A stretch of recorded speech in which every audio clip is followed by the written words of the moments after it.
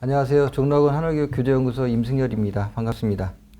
이번 시간에는 수능 체제와 킬러 문항들에 대한 설명을 드리도록 하고 이에 대한 대비 방법 및 콘텐츠 소개를 하도록 하겠습니다.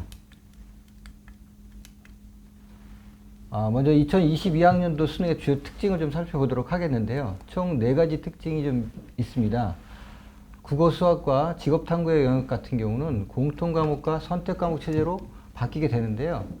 특히 국어와 수학 같은 경우는 공통과목에서 70%가 출제가 되고요. 선택과목에서는 30% 정도가 출제가 됩니다. 두 번째 특징으로는 계열 구분 없이 사탐과 가탐에서 계열 구분 없이 두 과목을 선택할 수 있게끔 되어 있습니다. 그래서 사탐에서 한 과목, 가탐에서 한 과목을 선택할 수가 있고요. 기존처럼 사탐에서 두 과목을 선택할 수가 있습니다. 또한 과탐에서도 두 과목을 선택할 수 있는 선택의 체제 폭이 좀 넓어졌습니다. 그리고 다음으로는 상대평가와 절대평가인데요. 기존의 국어, 수학, 탐구가 상대평가로 실시가 됐었는데 동일하게 상대평가로 실시가 되고요. 제2외국어 한문이 절대평가 영역으로 넘어갔습니다. 그래서 영어, 한국사, 제2외국어가 절대평가로 출제가 되고 있습니다. 다음은 EBS 연계율인데요. 70%에서 50%로 연계율이 축소가 돼서 EBS 수능 특강이라든가 수능 완성이라는 교재에 그 영향력이 조금 완화가 될 것 같습니다. 다음은 2022학년도 수능 체제에 대해서 각 교시별로 설명을 좀 드리도록 하겠습니다. 수능은 아침 8시 40분부터 1교시가 시작이 되는데요. 5교시가 끝나는 5시 40분까지 총 9시간을 수능 시험을 치르게 됩니다. 이제 1교시를 살펴보면요. 국어 영역이 총 45문항이 80분에 걸쳐서 시험을 실시하게 되고 수학 같은 경우는 30문항으로 100분이 주어집니다. 그리고 점심 식사를 하고 난 3교시에는 영어가 실시가 되는데요. 영어는 45문항 70분이 실시가 됩니다. 영어 같은 경우는 17문항의 듣기평가 문제가 있고요. 4교시는 필수 과목인 한국사를 필두로 해서 사탐에서 과탐에서 각각 한 과목, 아까 말씀드린 대로 자기가 좋아하는 과목에서 두 과목을 선택할 수 있게 됩니다. 그리고 5교시는 마지막으로 제2외국어 한문을 실시하게 되는데요. 30문항이고요. 40분에 걸쳐서 시험을 치르게 됩니다. 물론 제2외국어 같은 경우는 선택을 안 하는 학생들이 있기 때문에 시험은 조금 일찍 끝나는 학생들도 있습니다.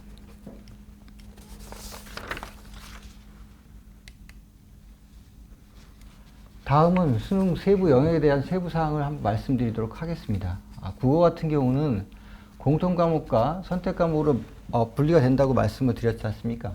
그래서 공통과목 같은 경우는 문학과 독서가 공통과목으로 출제가 됩니다. 기존 수능에서는 문학에서 15문제, 독서에서 15문제가 출제가 됐었는데요. 이번에는 이 두 영역을 합쳐서 34문제가 출제가 됩니다. 그래서 17문제씩 출제가 되지 않을까 생각됩니다. 그리고 화법과 작문, 그리고 언어와 매체 중에서 한 과목을 선택을 해서 시험을 치르게 되는데 보통 학생들이 어려워하는 단어들이 독서와 문법입니다. 문법은 여기 언어와 매체 속에 포함되어 있기 때문에 그래서 학생들은 대체적으로 화법과 작문을 선택하지 않을까라고 예측이 되고 있습니다.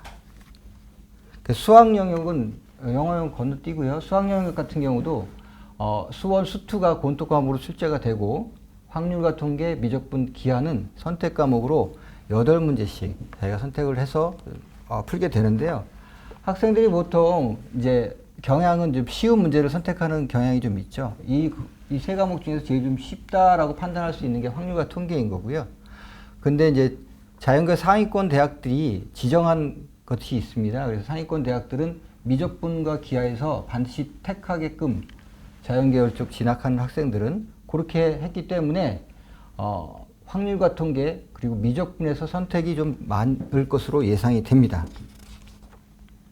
다음 탐구 영역인데요.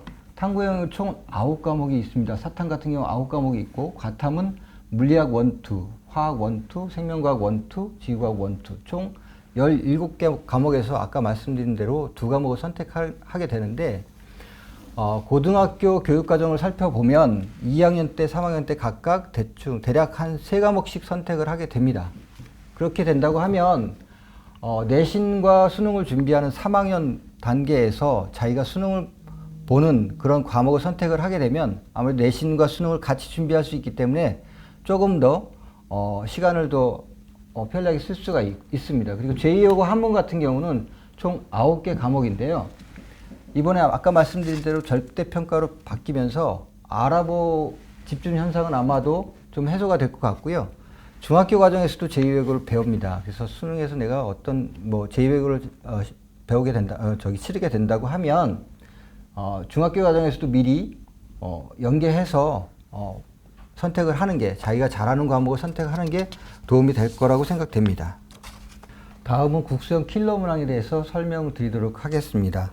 국어 영역은 앞서 말씀드렸듯이 독서가 제일 중요합니다. 오답 베스트 5 안에 독서가 4문제가 들어가 있고요. 문법이 1문제가 들어가 있습니다. 수능에서 독서 영역은 총 15문제가 출제가 됐었는데요. 그 중에 4문제가 오답 베스트 안에 차지하는 거 보면 독서가 수능 1등급의 핵심 키를 잡고 있다, 이렇게 말씀드릴 수가 있습니다.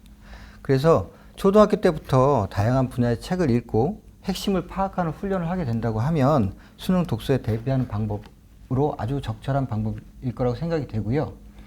다음은 영어 영역입니다. 영어 영역 보시면 아시겠지만 빈칸 추론 문제가 3문제가 좀 들어가져 있습니다. 빈칸 추론은 그래서 빈칸 추론에 대해서 빈칸에 주어진 부분에 들어갈 말을 찾는 문제인데요. 이 문제의 정답을 찾기 위해서는 국어 영역과 동일하게 지문에서 말하고 있는 중심 내용이라든가 글의 주제를 빠른 시간 안에 파악하는 것이 제일 중요합니다. 이를 위해서는 다양한 소재의 글을 읽고 많이 읽어보고 주제를 정리하는 연습을 해보는 것이 도움이 됩니다. 네, 수학 영역은 지난 수능에서 킬러 문항을 살펴보면 미적분, 기하 벡터, 확률과 통계가 많이 나오는 것을 볼 수가 있습니다. 근데 수학 킬러 문제 같은 경우는 기존에 배웠던 개념을 새로운 방식으로 묻는 게 아니고요. 그렇기 때문에 실제로 문제를 풀어보면 그 새로운 개념이나 공식이 들어있진 않지만 여러 가지 개념을 동시에 질문하기 때문에 학생들의 입장에서는 정해진 시간 내에 풀기가 상당히 어렵기 때문에 킬러 문항이라고 합니다. 그럼 수학의 킬러 문항들이 어떤 문제가 출제가 되어 있는지 한번 좀 살펴보도록 하겠습니다. 이 문제는 수학 나형 문제인데요. 확률과 통계 단원에서 출제가 되었습니다. 정답률을 보면 한 12.4% 정도 수준이죠. 내용에 대해서는 이 문제 같은 경우도 세 가지 개념이 지금 복합해서 문제를 푸는 키가 되는데 중복조합, 여사건의 확률, 그리고 조합이라는 각각의 다른 학년에서 배웠던 개념들을 도입해야만 문제를 풀 수 있는 그런 문제입니다. 자, 이런 문제들을 정복하기 위해서 어떤 훈련이 좀 필요할까요? 중학교 과정과 초등학교 과정에서 어떤 어려운 문제들이 있는지 한번 그것까지 살펴보고 말씀을 좀 드리도록 하겠습니다. 자, 중학교 과정에서는 어떤 문제들이 학생들이 어려워할까요? 정답은 매년 3월에 실시하는 교육청 주관 고1 전국연합 학력평가에 있습니다. 자, 3월에 실시되기 때문에 출제 범위가 고등학교 과정은 배제가 되고 중학교 과정에서만 출제가 됩니다. 올해 시험 같은 경우는 코로나19로 인해서 정상적으로 시험이 실시되지 않았기 때문에 작년 시험을 분석해서 정답률이 낮게 나온 단원을 좀 파악해 봤습니다. 이 문제를 보면 중학교 2학년 2학기 단원이고요. 2학기에서 출제됐고요. 도형의 단문과 피타고라스 정리해서 출제가 됐습니다. 정답률은 15% 정도 수준이었습니다. 보통 이제 오답 베스트 5를 살펴보니까요.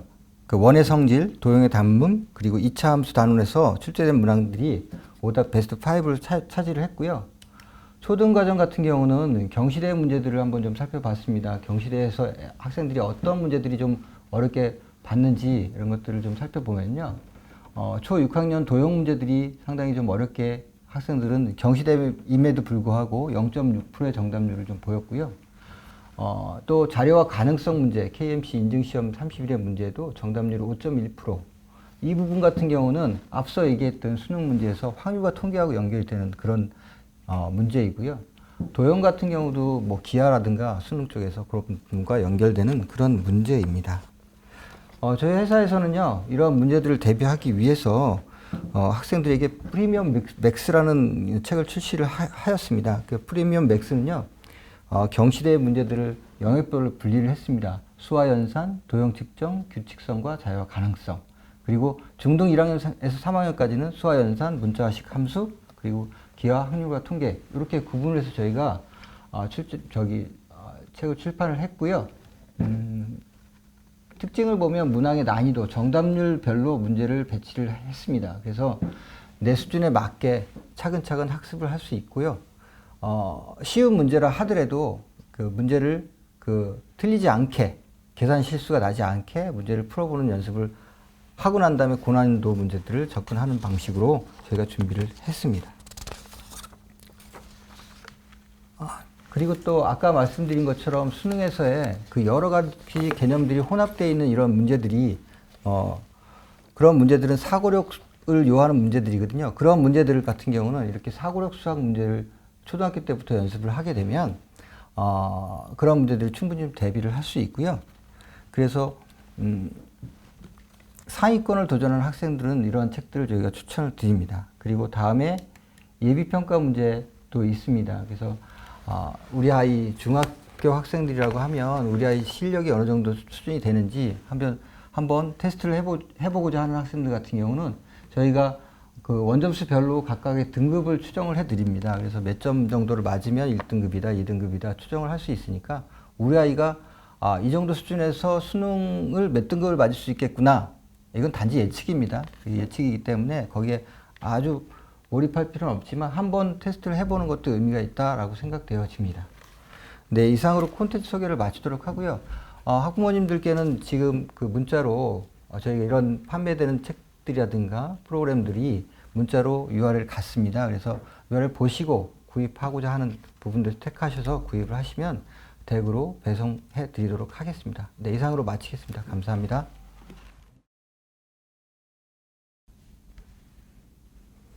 안녕하세요. 종로학원 하늘교육 교재연구소 최지영입니다. 저는 영재학급 영재교육원에서부터 과학고 영재학교까지 선발 방법과 출제 경향에 대해서 말씀드리도록 하겠습니다. 먼저 지금 보시는 화면은 지난 5월 27일 교육부에서 발표한 자료인데요. 여기서 중요한 것은 수학, 과학 분야의 영재를 조기 발굴 및 성장하기 위해서 시스템을 마련한다는 것입니다.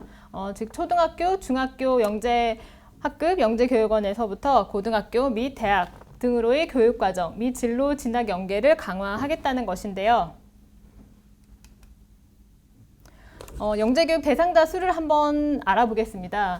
지금 제가 보시는 화면은 학년별로 평균 인원수를 저희가 조사를 한 건데요. 아래 초등학교 단계에서 할 수 있는 교육청 영재교육원, 그 다음에 영재학급, 그 다음에 대학부설 영재교육원부터 시작해서 과고 영재학교 전국 자사고, 그 다음에 특성화대학, 위치한 수의대 약학계열까지 이렇게 인원 분포를 볼 수가 있습니다. 그러면 아래에 있는 교육을 받은 학생들이 보통 최상위권으로 간다고 생각을 하시면 될 것 같고요. 다음 표를 한번 더 보겠습니다. 여기는 전체 초중고 전체 영재교육 대상자 수입니다. 약 10만 명이고요. 이 수는 전체 학생 수의 1.83%입니다. 약 2%에 해당하는 비율인데요. 이 비율은 저희가 수능 1등급 비율인 4%의 약 절반을 차지하는 비율이 됩니다.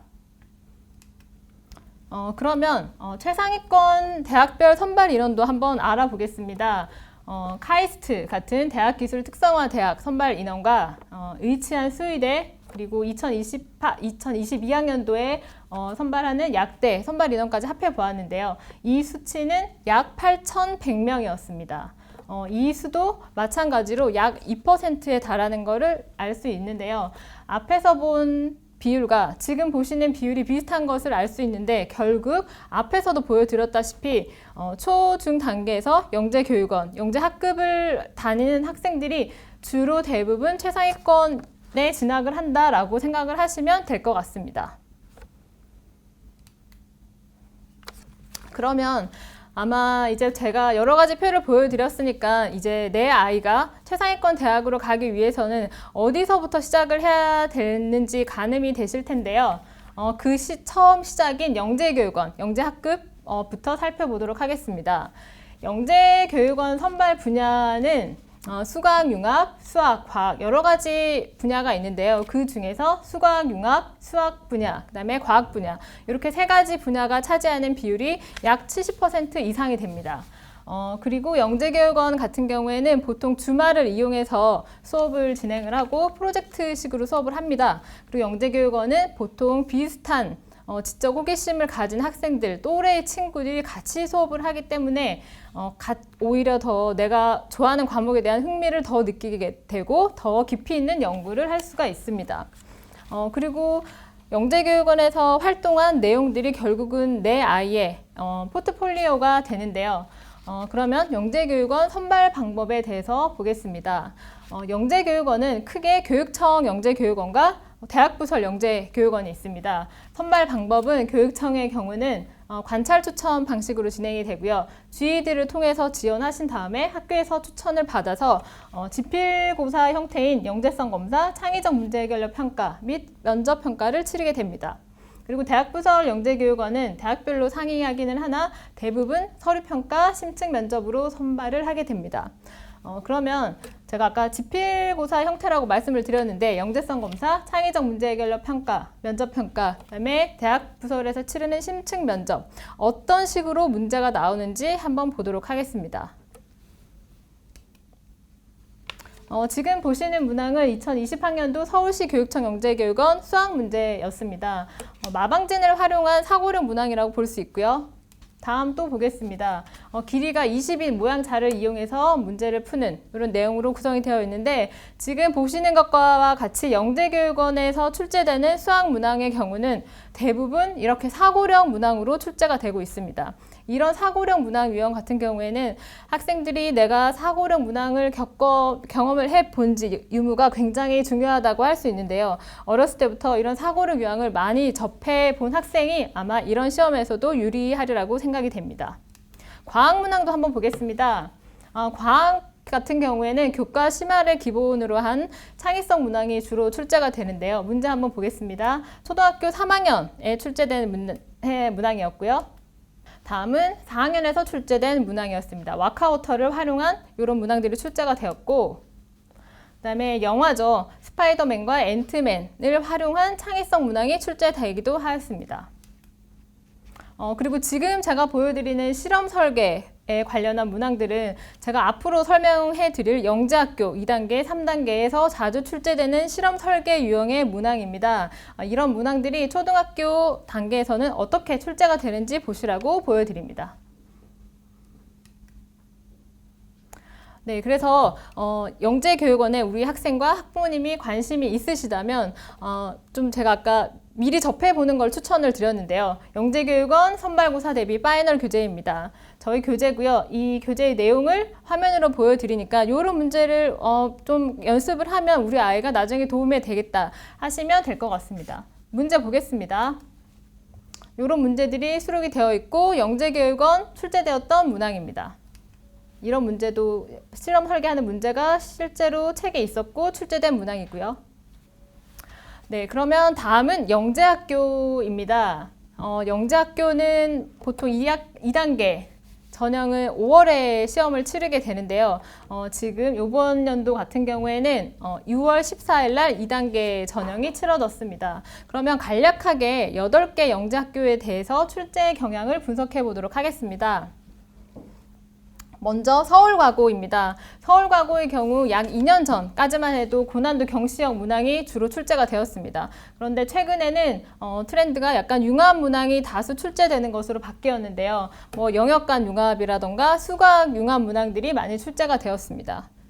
다음은 경기과고입니다. 경기과고의 경우는 경시형 사고력 문항들이 주로 출제가 됩니다. 그런데 요번 같은 경우에는 문항수는 줄어들었어요. 그런데 문항수가 줄어들면서 시간도 같이 30분이 줄어들었기 때문에 아이들은 시간 안배를 못해서 시간이 부족했다는 그런 평이 많았습니다. 다음은 한가영입니다. 한가영은 창의력, 상호력 문항, 그 다음에 실생활과 연계되는 창의 융합형 문항이 주로 출제가 되는데요. 특히 이번 한가영 같은 경우에는 수학이 아주 심하게 난이도가 높았다는 평이 많았습니다. 다음은 세종예술영재학교와 인천예술영재학교입니다. 이 두 학교 같은 경우에는 예술영재학교로서 선생님들이 공동으로 문제를 출제해서 그동안은 시험을 쳤습니다. 작년 같은 경우에는 일부 문항을 공유를 했었는데요. 금년도부터는 아예 두 학교가 문제 출제 방향을 다르게 출제를 했습니다. 이 해당하는 내용은 공지사항에 이미 공지가 된 상황이고요. 그래서 세종예술 같은 경우에는 수학이 조금 강화가 되었어요. 그래서 3교시에 있었던 인문예술 종합 소양평가를 없애면서 수학 심화 문제를 더 풀게 했습니다. 아마 수학을 잘하는 학생을 뽑고 싶다는 의지가 강한 대목이었습니다. 다음은 인천과학예술영재학교인데요. 아까 말씀드렸다시피 세종과 문항을 공유하지 않았고 기존대로 3교시에 인문예술 융합 소양평가를 치렀습니다. 대전과고와 광주과고는 전년과 비슷하게 출제가 되었고요. 대구과고는 작년과 조금 다르게 출제가 되었습니다. 전년도까지는 단답형, 객관식 문제가 다수였는데요. 금년도에는 서술형 문항이 출제가 되어서 그동안 출제되었던 대구과고 스타일로 공부를 한 학생들에게는 좀 당황했을 거라는 얘기가 있었습니다. 수학이 서술형이 4문제가 출제가 되었고요. 과학이 서술형이 8문제가 출제가 되었다고 합니다. 그러면 2단계, 8개 영재학교 2단계의 기출문항을 한번 보도록 하겠습니다.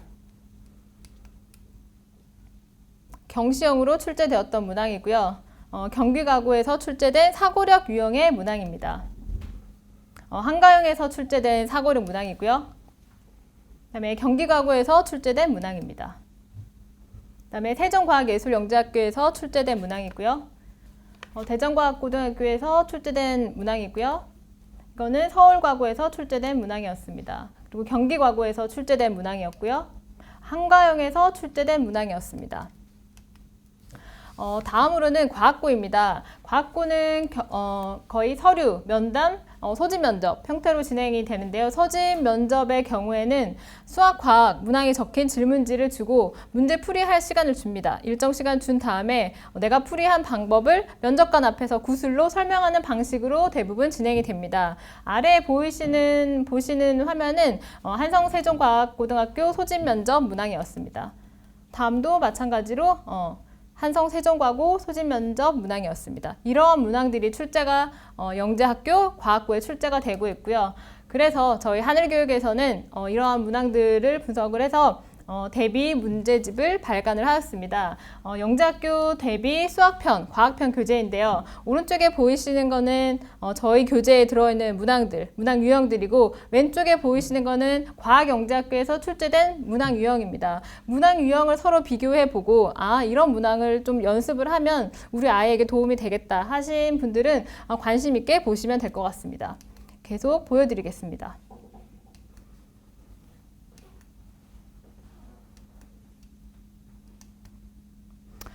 네, 그래서 저는 이제 지금까지 영재교육원에서부터 영재학교까지 출제 경향이라던가 이런 거에 대해서 알아봤는데요. 지금 설명의 신청자에 한해서 모바일로 URL 주소가 갔을 거예요. 이런 저희 혜택들을 다 살펴보시고 내가 해당하는 관심 있는 교재가 있으시면 신청을 하시면 좋으실 것 같습니다. 첫 번째는 아까 제가 말씀드렸던 영재교육원 선발고사 대비 파이널 교재. 이거는 사고력 문항으로 구성이 되어 있고 이런 것들을 활용하시면 좋을 것 같고 오른쪽에 보이시는 거는 영재교육원 실전 대비 문제집인 게이트 교재입니다. 이런 교재도 있고요. 아까 바로 앞서서 소개해드린 과학고, 그다음에 과학영재학교 대비 교재, 과학편, 수학편 교재가 있습니다. 그럼 마지막으로 온라인 설명회 신청자에 한해서 하늘교육 에듀올 1:1 방문 가외 10% 할인 혜택을 드리고 있습니다. 제가 말씀드린 이러한 혜택들을 다 받아보시면 좋을 것 같습니다. 그럼 제 설명은 여기서 마치도록 하겠습니다. 감사합니다. 자, 지금부터 온라인 설명회 시작하겠습니다. 저희가 어떤 강당이나 이런 데 설명회를 하다가 코로나19 상황으로서 저희가 좀 비상적으로 온라인으로서 어떤 지역별 설명회를 하는 것으로 지금 현재 진행을 하고 있습니다.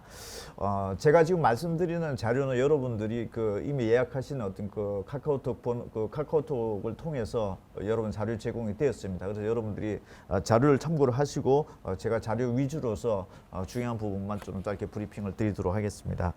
먼저 여러분 3페이지 보시면은 고교 선호도 변화가 있습니다.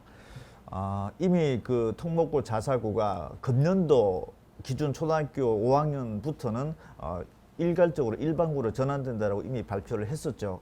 그 이후에 지금 현재 학부모님들의 어떤 학교 선호도가 좀 변화된 걸로 나타나고 있는데, 먼저 5페이지 보시면은 초등학교, 중학교 여러분들이 이번에 예약을 하시면서 저희가 조사를 들어갔습니다. 매년마다 저희가 실시하는 건데 전년도랑 금년도랑 좀 달라진 양상이 있다라면은 일반고로 전환 발표 이후에 자사고라든지 뭐 외고라든지 이런 부분들의 선호도는 좀 떨어진 데 반해서 초등학생이 됐든 중학생이 됐든 대체적으로 과학고등학교의 선호도가 현재 초등학생들은 19.4% 전년도 선호도에 있다 금년도 25.3%까지 지금 급격하게 올라가고 있고, 중학생 같은 경우에도 13.5%에서 17.6%로 전반적으로 과학고등학교에 대한 선호 양상이 크게 높아지고 있다, 이렇게 지금 볼 수 있습니다.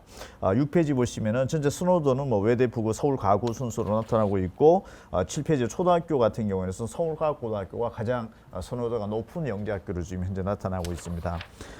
그 다음에 8페이지에 보시면은 중학생들은 외대, 부고, 하나고, 상상고등학교 순서로 중학생들 같은 경우에는 지금 현재 전국 단위로 대체로 선발하고 있는 자사고에 대한 어떤 선호도가 굉장히 높게 나타나고 있다, 이렇게 확인되고 있습니다. 자, 9페이지부터는 이제 고등학교 선택을 하는 데 있어서 학교 내신에 관련된 부분들이 굉장히 중요한 지표가 될 수 있기 때문에 내신에 대한 어떤 부분들을 조금 더 집중적으로 좀 분석하는 시간을 갖겠습니다. 9페이지 보시면은 주요 11개 대학에서 일단 선발 인원이 약 한 3만 명 정도가 되는데, 현재 기준으로 놓고 보면은 수시와 정시의 비율이 한 7대3 정도로 구조로 나타나고 있고, 9페이지 하단표에 보시면은 이 중에서 학생부 위주로 뽑는 전형이 한 55%, 16,000명 정도, 전체 한 3만 명 중에서 한 16,000명 정도를 지금 현재 학생부 위주로 지금 뽑고 있다, 이렇게 지금 나타나고 있는데, 10페이지 보시면 대체적으로 이 학교들에서 이제 학교 내신의 합격선 자체를 한 2등급 이내 정도로 지금 현재 학교에서 뭐 공식적으로 발표하기도 하고 또 비공식적으로도 제가 또 확인해보면 대체적으로 이 정도대가 학교 내신의 합격선이다, 이렇게 되고 있는데, 저희 회사에서 이 인원을 이 전국에서 고등학교 1학년 1학기에서 3학년 1학기까지 총 5개 학기 전 과목에 걸쳐서 한 2.0등급 이내 정도 추정되는 인원을 저희가 추산을 해보면 한 16,400명 정도가 나타나고 있습니다.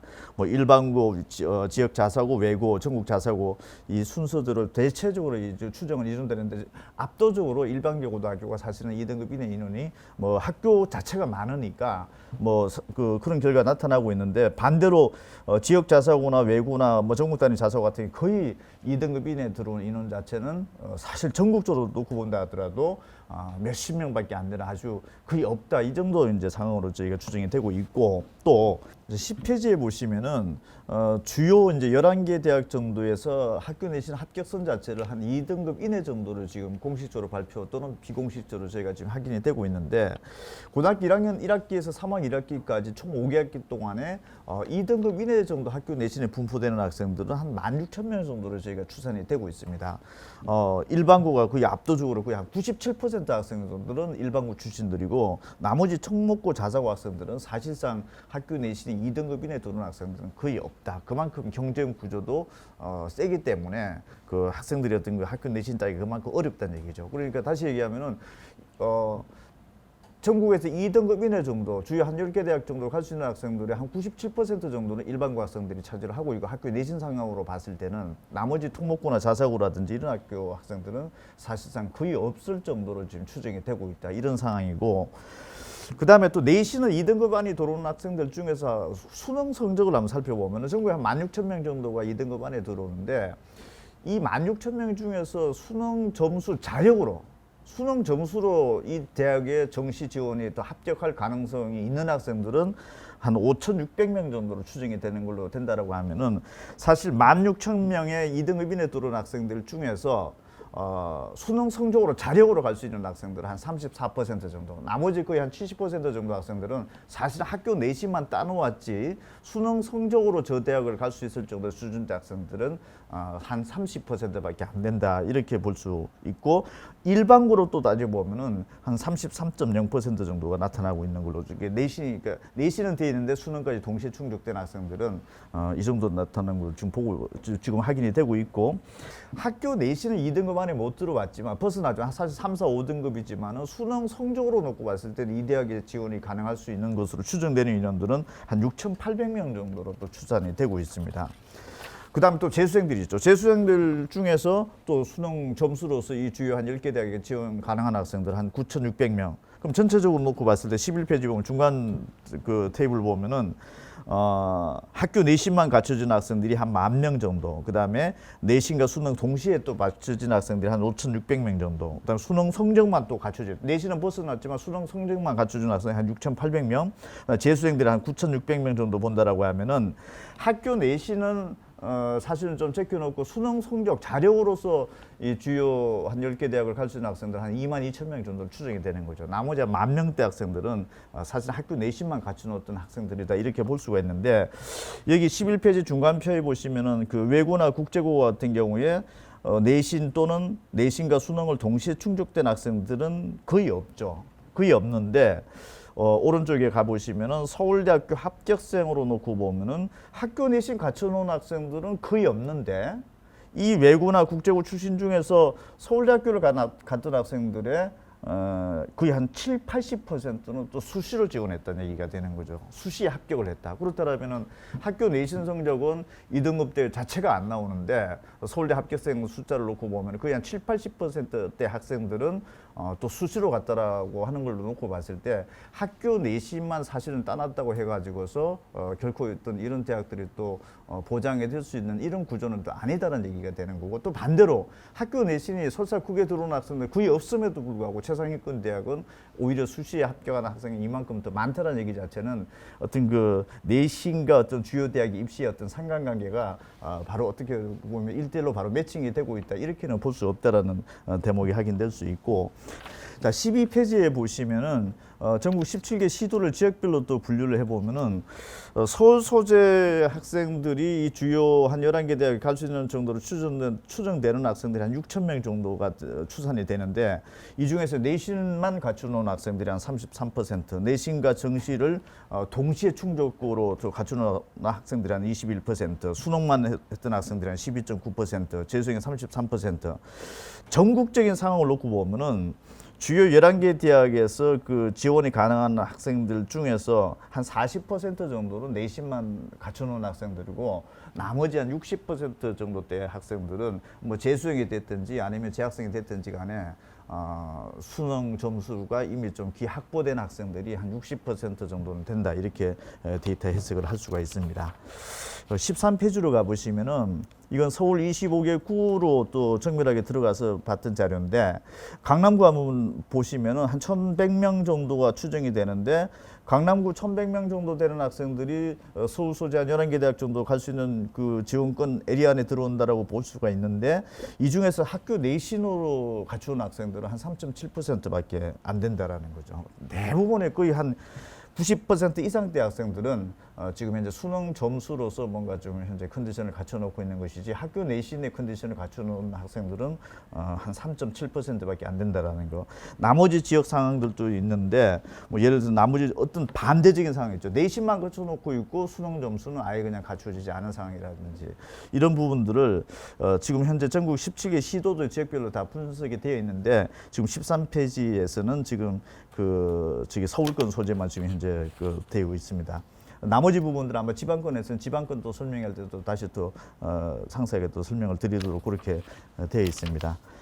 그 다음에 15페이지 같은 경우에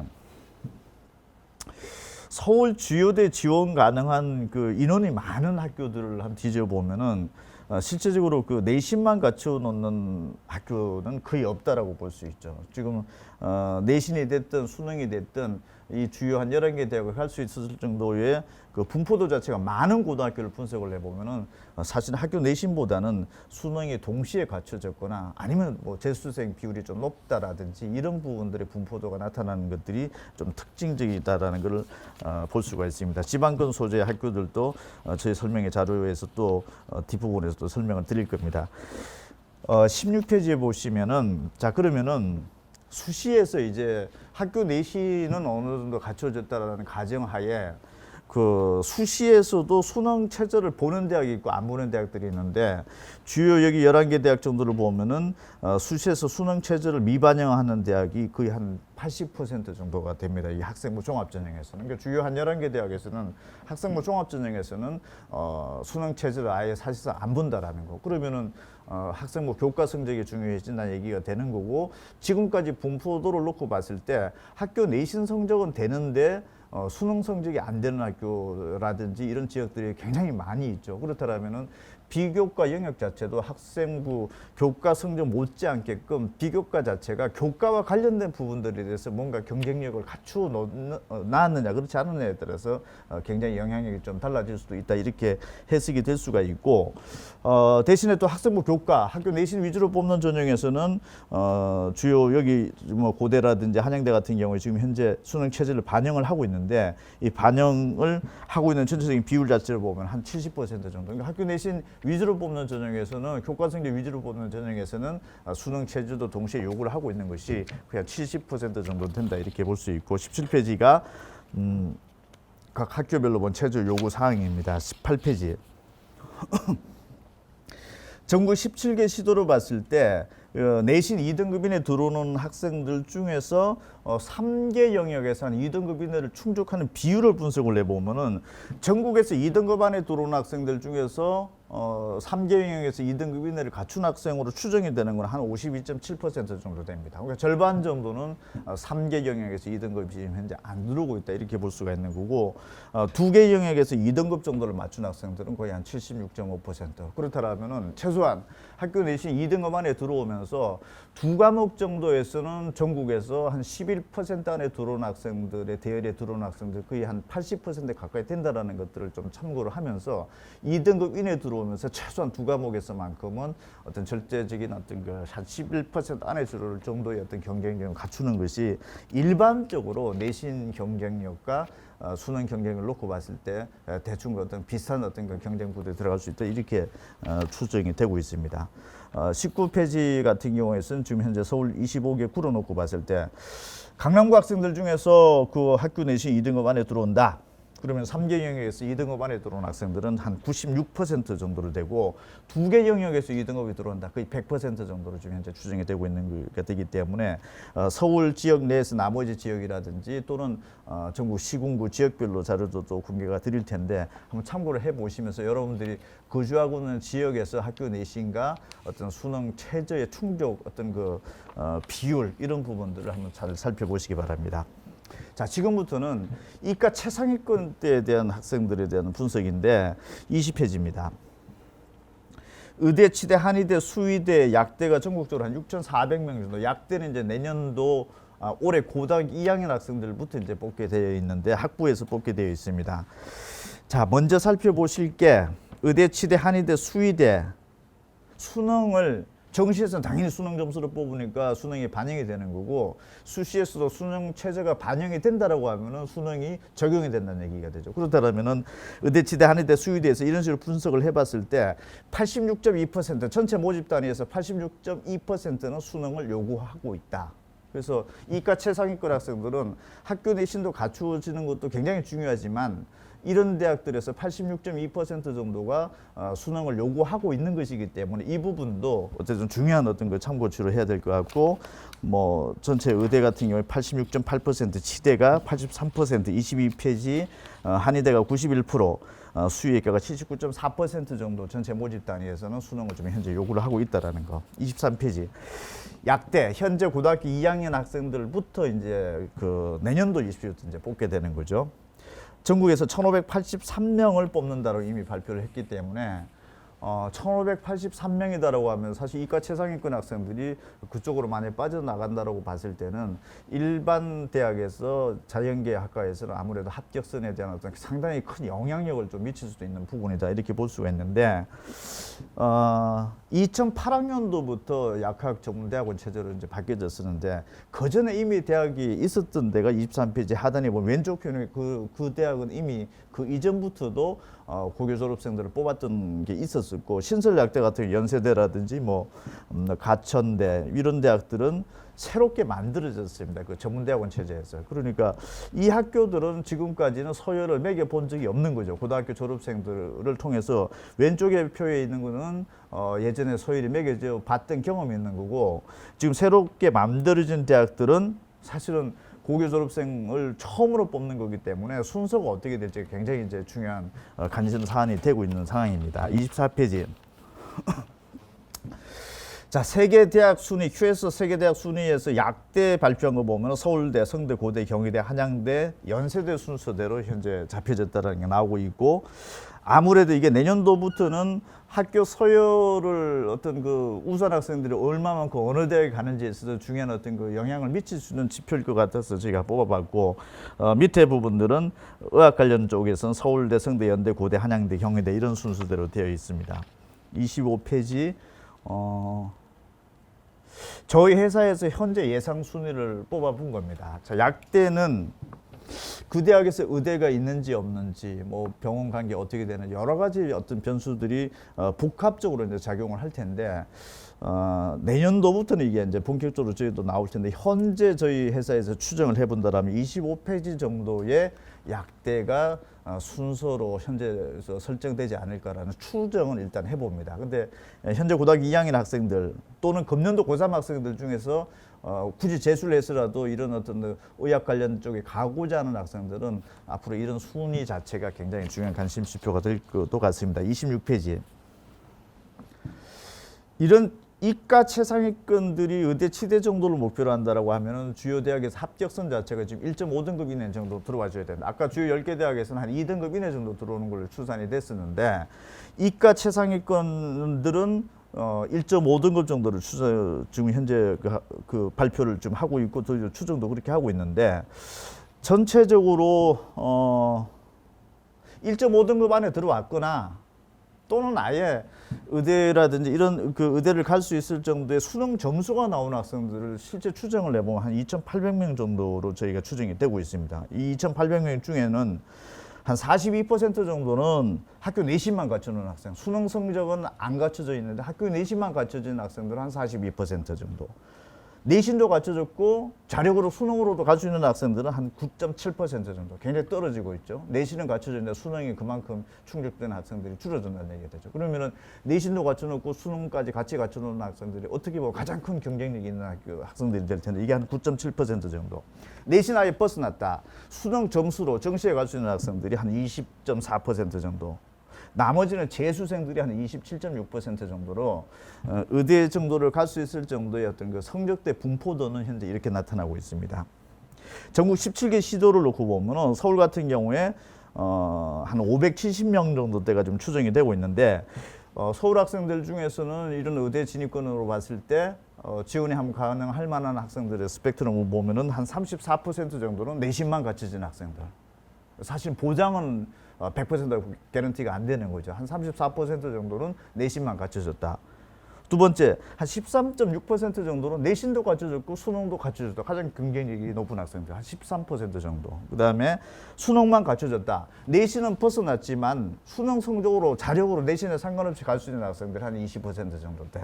그리고 재수생들이 한 31.6% 정도대. 그렇다면은 서울 시내 소재하고 있는 학생들 중에서 의대 정도 지원할 수 있는 그 스펙트럼 안에 들어오는 학생들의 한 70% 정도는 자력으로서 정시로서도 갈 수 있는 어떤 그 에리어권에 설정이 되어 있다. 이렇게 특징을 볼 수 있고 전국 17개 시도도 한번 좀 참고를 좀 해 보셔야 될 것 같습니다. 다시 얘기하면은 내신은 갖춰졌는데 수능이 안 갖춰졌다라고 하면은 이미 경쟁력에서 상당히 이탈하게 돼 있다라는 거죠. 왜냐하면은 주요 의대라든지 이런 데서는 수능을 지금 요구하고 있는 전형이 거의 90% 가까이 정도대가 되고 있기 때문에 내신만 갖춰 가지고서는 이런 부분들을 또 진입하는 데서는 굉장히 어려울 수도 있다. 이렇게 지금 풀이를 할 수 있고요.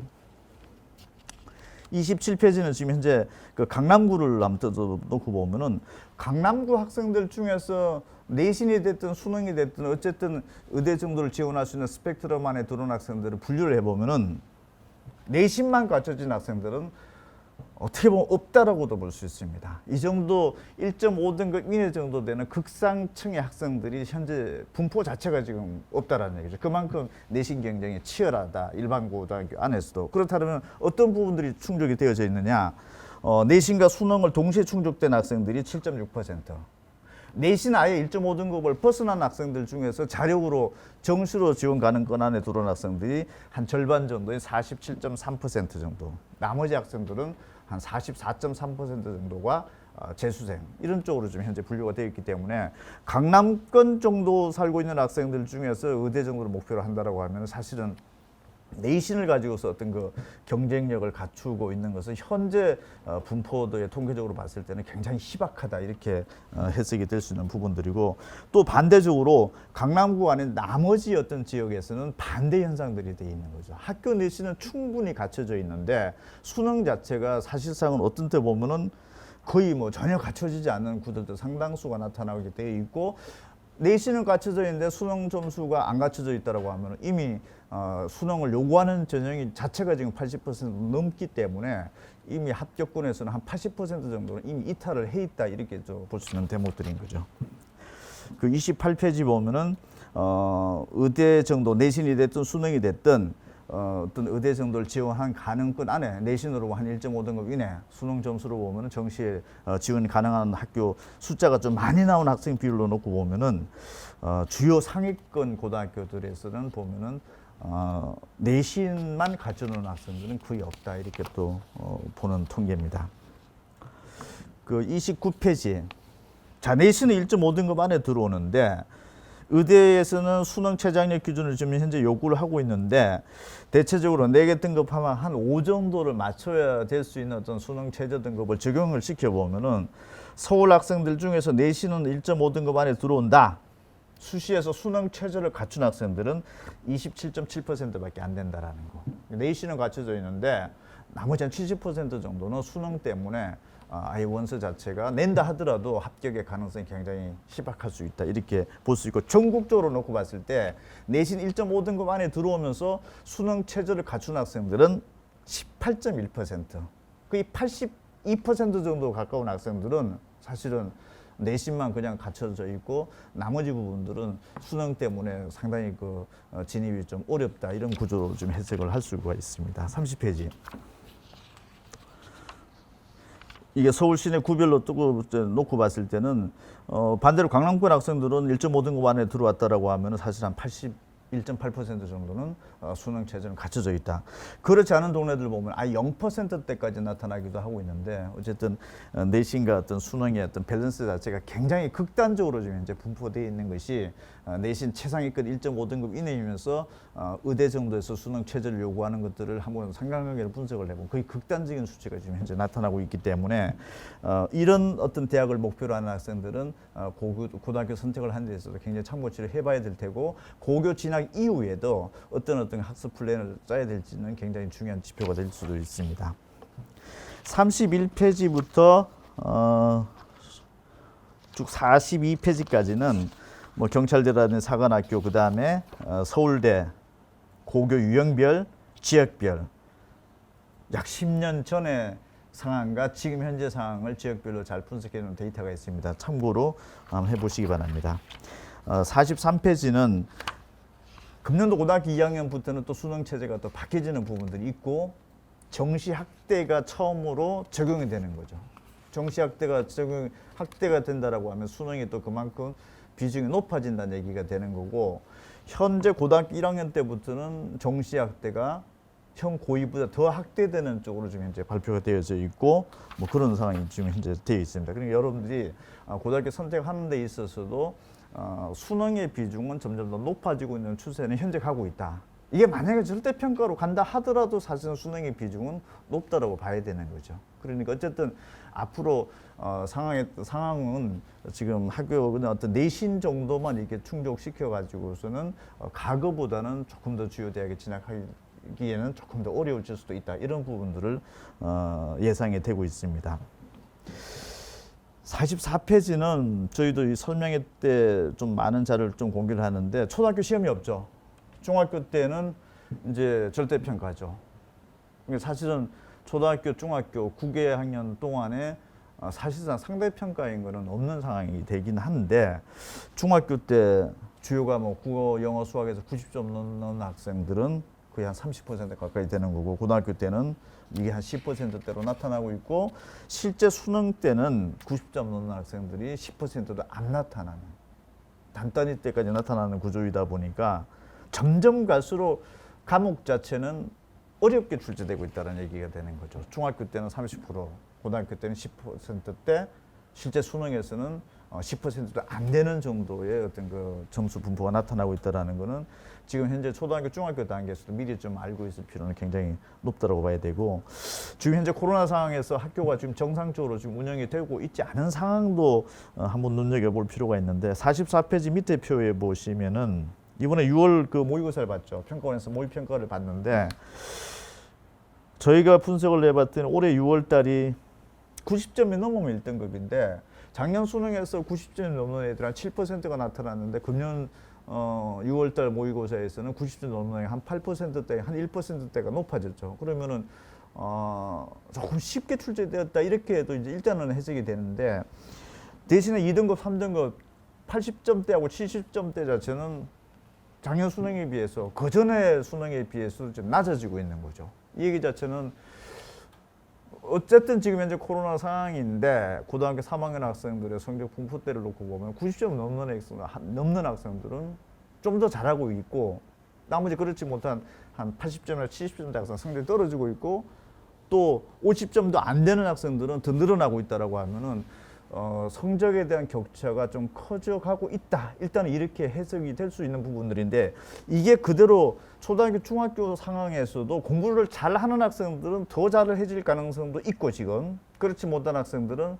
조금 더 격차가 좀 벌어질 수도 있다. 이렇게 좀 해석이 되고 있기 때문에 금년 고3의 상황을 놓고 보면 이러니까 초등학교, 중학교 단계에서도 지금 현재 비정상적으로 운영되는 어떤 그 교육 과정상에서 혹시나 모르는 어떤 그 학력 저하 현상이 발생하지 않도록 한번 관리를 좀 해보는 것, 어떤 관심을 가져보는 것도 어떨까라는 생각에서 한번 자료를 한번 보여드렸고 45페이지 같은 경우도 보면은 올해 6월달 성적 보면은 재수생들은 사실은 재수를 하고 나서 그 전에 비해서는 한 1등급 정도가 올라가는 건 통계적으로 저희 회사에서는 추정이 되고 있고 그 다음에 올해 고3들이 그 전국에서 한 4% 안에도는 1등급 학생들은 뭐 학교랑 이렇게 확인을 해본 바에 의하면은 최상위권 학생들은 좀 더 잘하고 있고 그렇지 못한 학생들은 좀 성적이 좀 떨어지고 있는 어떤 그 성적에 대한 양극화라는 격차가 좀 벌어지고 있다 이렇게 좀 확인이 되고 있습니다.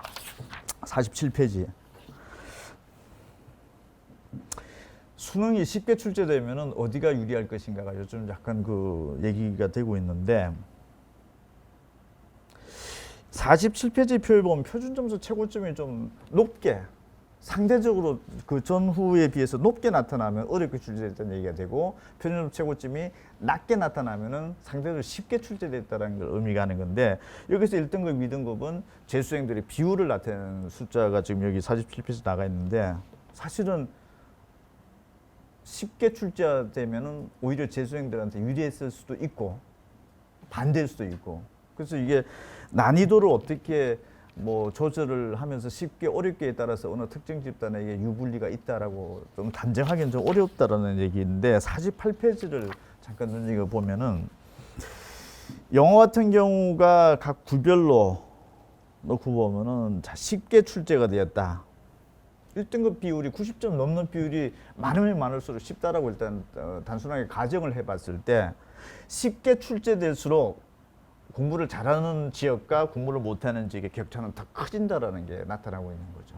다시 얘기하면은 쉽게 출제됨으로 인해 가지고서 아주 공부를 좀 못했던 학생들이 더 월등하게 올라가는 것보다는 공부를 평상시에 잘했던 지역에서 이런 더 높게 나타난다는 얘기 자체는 평상시에 좀 어렵게 공부하는 학생들일수록 쉽게 출제를 했을 경우에 점수 분포는 좀 더 높게 나타난다는 얘기가 되는 거죠. 고교 현장에서 이런 현상들이 나타나고 있기 때문에 초중 단계에서의 어떤 적절한 학습 난이도를 어느 정도 조절할 것인가 이런 부분들도 한번 참고치를 봐야 될 것 같고 49페이지 보시면은 지금 현재 국어하고 수학은 상대평가입니다.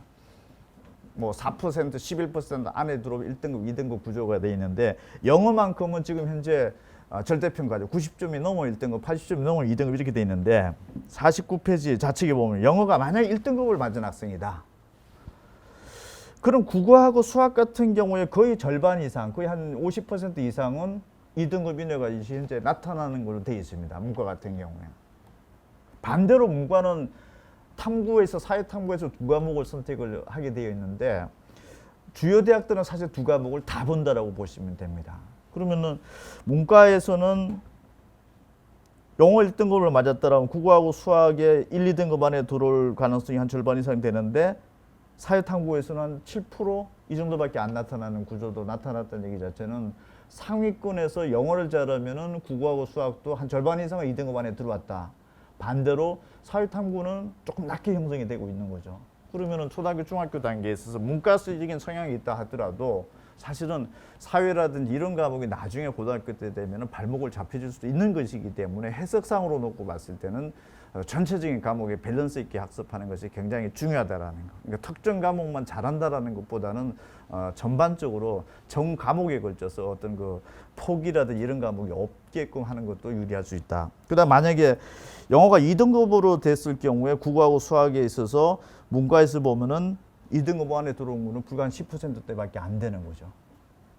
어떻게 보면은 영어라는 과목 자체를 잘하게 됐을 경우에 문과적으로 놓고 봤을 때는 한 1등급 안에 들어오면 국어 수학의 한 절반 이상 정도는 이미 그 과목에서도 1, 2등급이 지금 현재 책정이 되어 있는 상황이고 2등급, 3등급으로 벗어날수록 그만큼 영어가 2등급, 3등급 벗어날수록 국어 또는 수학에서 2등급 안에 들어올 가능성이 굉장히 희박하다는 걸 통계적으로 나타나고 있기 때문에 영어 절대평가에 대한 어떤 과목의 어떤 어떤 뭐 중요도보다는 어떤 그 다른 과목의 어떤 상관관계 어떻게 되는지 한번 살펴볼 필요가 있고 반대로 오른쪽에 자연계를 한번 보면은 영어가 1등급이 나왔다 하더라도 수학에서 동시에 1등급이 나오는 학생들은 아까 문과랑 차원이 좀 다르죠. 굉장히 적게 나타나고 있습니다. 영어는 1등급이 됐는데 수학 가형에서 1등급 나오면 12.4%, 아까 수학 나형에서 35.3%는 좀 차원이 다르죠. 그러니까 이과 성향의 학생들만큼은 영어 어느 정도 됐다 하더라도 수학이 바로 직결되고 있다 이렇게 볼 수 없는 중요한 대목이기도 한 것 같고 그다음에 과학 탐구 과목도 더 수학보다 오히려 좀 더 떨어지는 현상도 좀 벌어지고 있는 거죠. 그러면은 이과 상위권 학생들은 영어가 됐다 하더라도 문제가 될 수 있는 과목은 수학 부분에 문제가 될 수도 있고 특히 탐구는 수학보다 더 심각한 경우일 수도 생길 수 있다는 거죠. 그러니까 초등학교, 중학교 단계에서 일단은 수학 과목도 중요하다는 것도 있지만은 과학 과목에 있어서도 이 부분들이 뭐 지금 흥미를 좀 잃어버린다라든지 이런 데서 좀 주요 과목이 아닌 것으로 생각을 했을 때는 이과 최상위권으로 가는 것은 상당히 좀 멀어질 수도 있다. 이런 부분들을 그 숫자로 확인할 수 있습니다. 그 다음에 50페이지 뭐 전국 단위 자사고에서 뭐 영어가 1등급 냈을 때 나머지 과목들이 어떤 상관관계 이렇게 볼 수 있고 53페이지 제가 잠깐 끝으로 보여드리고 제 시간 끝내겠습니다. 중학생인데 지금 현재 중학교 단원이 다 끝나고 고등학교 과정을 지금 현재 공부를 하는 학생들을 별도로 표본으로 저희가 한 174명을 조사를 한번 해봤습니다. 그랬을 때 고등학교 1학년 3월 달에 고교 진학 후에 전국 모의고사를 보게 되는데 이 수학 시험지를 한번 특정 해 정도 데이터를 해가지고서 풀어보게 해봤습니다. 그 시험 범위는 고등학교 1학년 3월 달에 보는 전국 모의고사 시험 자체는 중학교 과정을 평가하고 있기 때문에 중학교 과정을 끝냈다라고 가정하고 이미 고등학교 과정을 공부하는 학생들한테 이미 시험 범위는 끝냈던 거가 되는 거죠. 풀게 해봤을 때 3등급 이하 때가 거의 76%대가 나타나고 있다는 거. 이 얘기는 뭐냐면은 진도가 무작정 뭐 중학교 단계에서 이미 고등학교 단계를 이미 돌파를 하고 있다. 이런 부분들이 어느 정도 지금 학력 측정이 정확하게 되지 않은 상태에서 그냥 혼자만 좋아할 수도 있다는 얘기가 되는 거죠. 지금 3, 4, 5등급 대 정도가 거의 한 80% 가까이 나타났다는 얘기 자체는 사실은 무늬만 고등학교 과정을 지금 현재 공부를 하고 있지 실질적인 수준으로 놓고 봤을 때는 중학교 과정에 대해서 충분한 어떤 그 학습 상태가 되지 않은 상황에서도 볼 수 있다. 이렇게 해석이 되는 부분들이기 때문에 이 부분은 초등학교, 중학교 단계에서도 그냥 어떤 진도 위주라기보다는 현재 어떤 정확하게 그 수준에 대한 어떤 심화라 이런 부분들이 제대로 돼 있는지 안 돼 있는지 이런 부분들을 한번 판단을 해보면서 나가는 것이 굉장히 중요하다. 이렇게 볼 수 있는 통계 자료입니다. 그래서 아마 저희 교재연구소에서 오늘 설명에 지금 그 예약하신 분들한테 무슨 그 시험을 볼 수 있게끔 그런 어떤 측정 테스트지도 아마 지금 그 준비된 걸로 알고 있는데 그런 것들도 한번 참고를 한번 해보시기 바랍니다. 자, 제가 전반적으로 여러분들이 어떤 그 고등학교를 어떤 판단하는 데 있어서 좀 그 중요한 지표로서 생각해야 될 부분들을 좀 말씀을 드렸고 전국 지역별로 어떤 입시 정보라 이런 부분들도 계속적으로 이어가도록 하겠습니다. 자료집이 충분히 나가 있고 그리고 또 중요한 부분 제가 브리핑을 드렸으니까 좋은 정보 되셨으면 좋겠습니다. 고맙습니다. 안녕하십니까. 종로학원 하늘교육 입시문서실의 백승일 부장입니다. 1부에 대표님께서 큰 대입에 대한 내용들을 자세하게 설명해 주셨는데요. 이분은 지금 각 지역별로 어떤 특성이 있는지를 좀 설명해 드리려고 합니다. 지금 자료집에서 보시면 일부 자료집은 12, 15페이지에 해당하는 부분인데요. 뭐냐면 일반고 기준 2등급 이내와 주요대로 정시 지원 가능한 인원을 비교 분석한 겁니다. 이것은 뭐냐면 대입 같은 경우는 수시와 정시로 그 입시를 준비할 텐데요. 아마 여러분들이 고교 선택할 때 제일 중요하게 생각하는 게 대입 입시의 결과일 겁니다. 수시와 정시를 비교해 봤을 때 자력으로 대입을 성공할 수 있는 기준은 이제 수시죠. 정시죠. 정시 수능 성적이 높으면 높을수록 수시는 당연하게 지원선이 높아지기 때문에 정시 성적이 굉장히 중요합니다. 그래서 각 지역별로 정시 준비가 어느 정도 되어 있는지를 먼저 파악하시는 게 가장 중요합니다. 고교 선택했을 경우에. 일단 일산, 고양시죠. 고양시 같은 경우는 내신만 290명, 그러니까 전체 그 주요대에 지는 가능성이 715명 중에 한 41.4%가 내신 준비를 잘 되고 있습니다. 내신과 수능 준비가 같이 되는 애들, 그렇죠. 148명, 20.7%고요. 수능만 준비되는 학생들이 64%입니다. 그래서 대략 한 200명 정도는 자력으로, 그러니까 고양시에서 주요대를 갈 수 있는 학생들 중에서 고3 학생들 중에서 한 200명 정도는 자력으로 어떻게 주요대를 진학할 수 있는 수준이 되어 있다는 걸 볼 수 있고요. 재수생들 207명 해서 대략 한 400명 정도 같은 고양시 같은 경우는 주요대 진입에서 가능성이 좀 높고, 문제는 뭐냐면 한 296명, 40% 정도 되는 학생들 같은 경우는 내신만 준비되어 있기 때문에 수시에서 무슨 실패가 됐을 경우에는 크게 문제가 될 수 있는 상황이 발생할 수 있습니다. 또 하나 2.0 등급 아니라고 하지만 학생부 종합전형 이런 데 지원했을 때 비교과 활동 준비가 어떻게 되느냐에 따라서 크게 문제가 될 수 있기 때문에 만약에 내가 수능 준비가 제대로 안 되어 있다 그렇게 생각하실 경우 내신만 좀 잘 짜지고 있다라고 판단하실 때 비교과 활동 준비가 어느 정도 되고 있는지 학생부 종합전형 준비가 잘 할 수 있는지에 대한 부분들을 좀 고민하셔야 될 부분이 있을 것 같습니다. 김포시는 내신만 준비하는 게 63명, 대략 45% 정도고요. 파주시 같은 경우는 이제 61명 정도, 1%가 66명이고 내신에는 수능이 28명, 25.9%, 수능만 준비된 아이들이 3명 정도 됩니다. 결론적으로 말하면 파주시 정도에 있는 학생들 같은 경우는 내신을 따기는 쉬운 지역입니다. 하지만 수능 준비가 지금 제대로 안 돼 있는 지역일 수도 있기 때문에 만약에 내가 파주시에서 고등학교 진학하고 나서 어떻게 공부를 할 것인가에 대한 생각을 했을 때 수능 준비에 대한 고민을 조금 해보셔야 될 지역이라고 보여집니다. 다음 각 지역별로 상위권 고교들이 같은 경우 어떻게 준비가 되고 있는지 좀 판단하셔야 될 건데요. 고양시 같은 경우는 A고 같은 경우는 내신이 4명, 수능 준비가 22명입니다. 그러니까 이 고교 A고 같은 경우는 내신 준비는 따기 힘듭니다. 그러니까 경쟁이 좀 치열할 수 있다는 판단이 좀 들겠고요. 대신에 수능 정시 준비 한 22명 정도는 수능 준비가 잘 되어 있기 때문에 주요대를 갈 수 있는 확률이 높습니다. 그래서 이 학교 같은 경우는 정시 준비가 참 잘 되고 있다. 그러니까 만약에 수시를 실패한다 하더라도 22명 정도는 정시를 들어갈 수 있는 여건이 되고 있는 학교다라고 판단하실 수 있으실 거고요. 그다음에 대신에 이제 2고 정도를 보면은 2고나 D고를 보면 내신만 준비는 20명, 그다음에 내신은 수능 8명 정도 돼 있고요. 수능만 돼서 자력으로 주요대를 갈 수 있는 애들은 없습니다. 그래서 결론적으로 만약에 D고에 진학할 수 있는 진학한 상황이 다 벌어진다라고 하면은 내신은 잘 딸 수 있지만 수능이 어떻게 준비가 안 되기 때문에 만약에 내신으로 수시가 실패된다고 한다면 큰 문제가 생길 수가 있겠죠. 그래서 만약에 D고 같은 학교를 진학하게 되는 경우 그러면 수능 준비에 조금 신경을 아까도 말씀드렸지만 좀 써주셔야 될 것 같습니다. 다음 파주시도 마찬가지로 A고가 15명, 내신 15명, 내신의 수명, 수능이 없죠. 그래서 각 지역별로 고교들의 편차가 있습니다. 그래서 지역별로 한번 컨처를 좀 보시고요. 실제로 자기가 지역하는 그러니까 지원을 희망하는 고등학교가 있을 겁니다. 고등학교 같은 경우에 전화를 한번 해보세요. 물어보시면 되실 것 같습니다. 그래서 여기 지역의 주요대로 가는 학생들이 내신 몇 등급 정도 되느냐, 정시로 가느냐, 수시로 가느냐, 실질적으로 물어보시고 지원하시는 것도 제가 보기엔 좋은 방법이라고 생각이 됩니다. 다음 18페이지, 여러분 다니는 18페이지죠.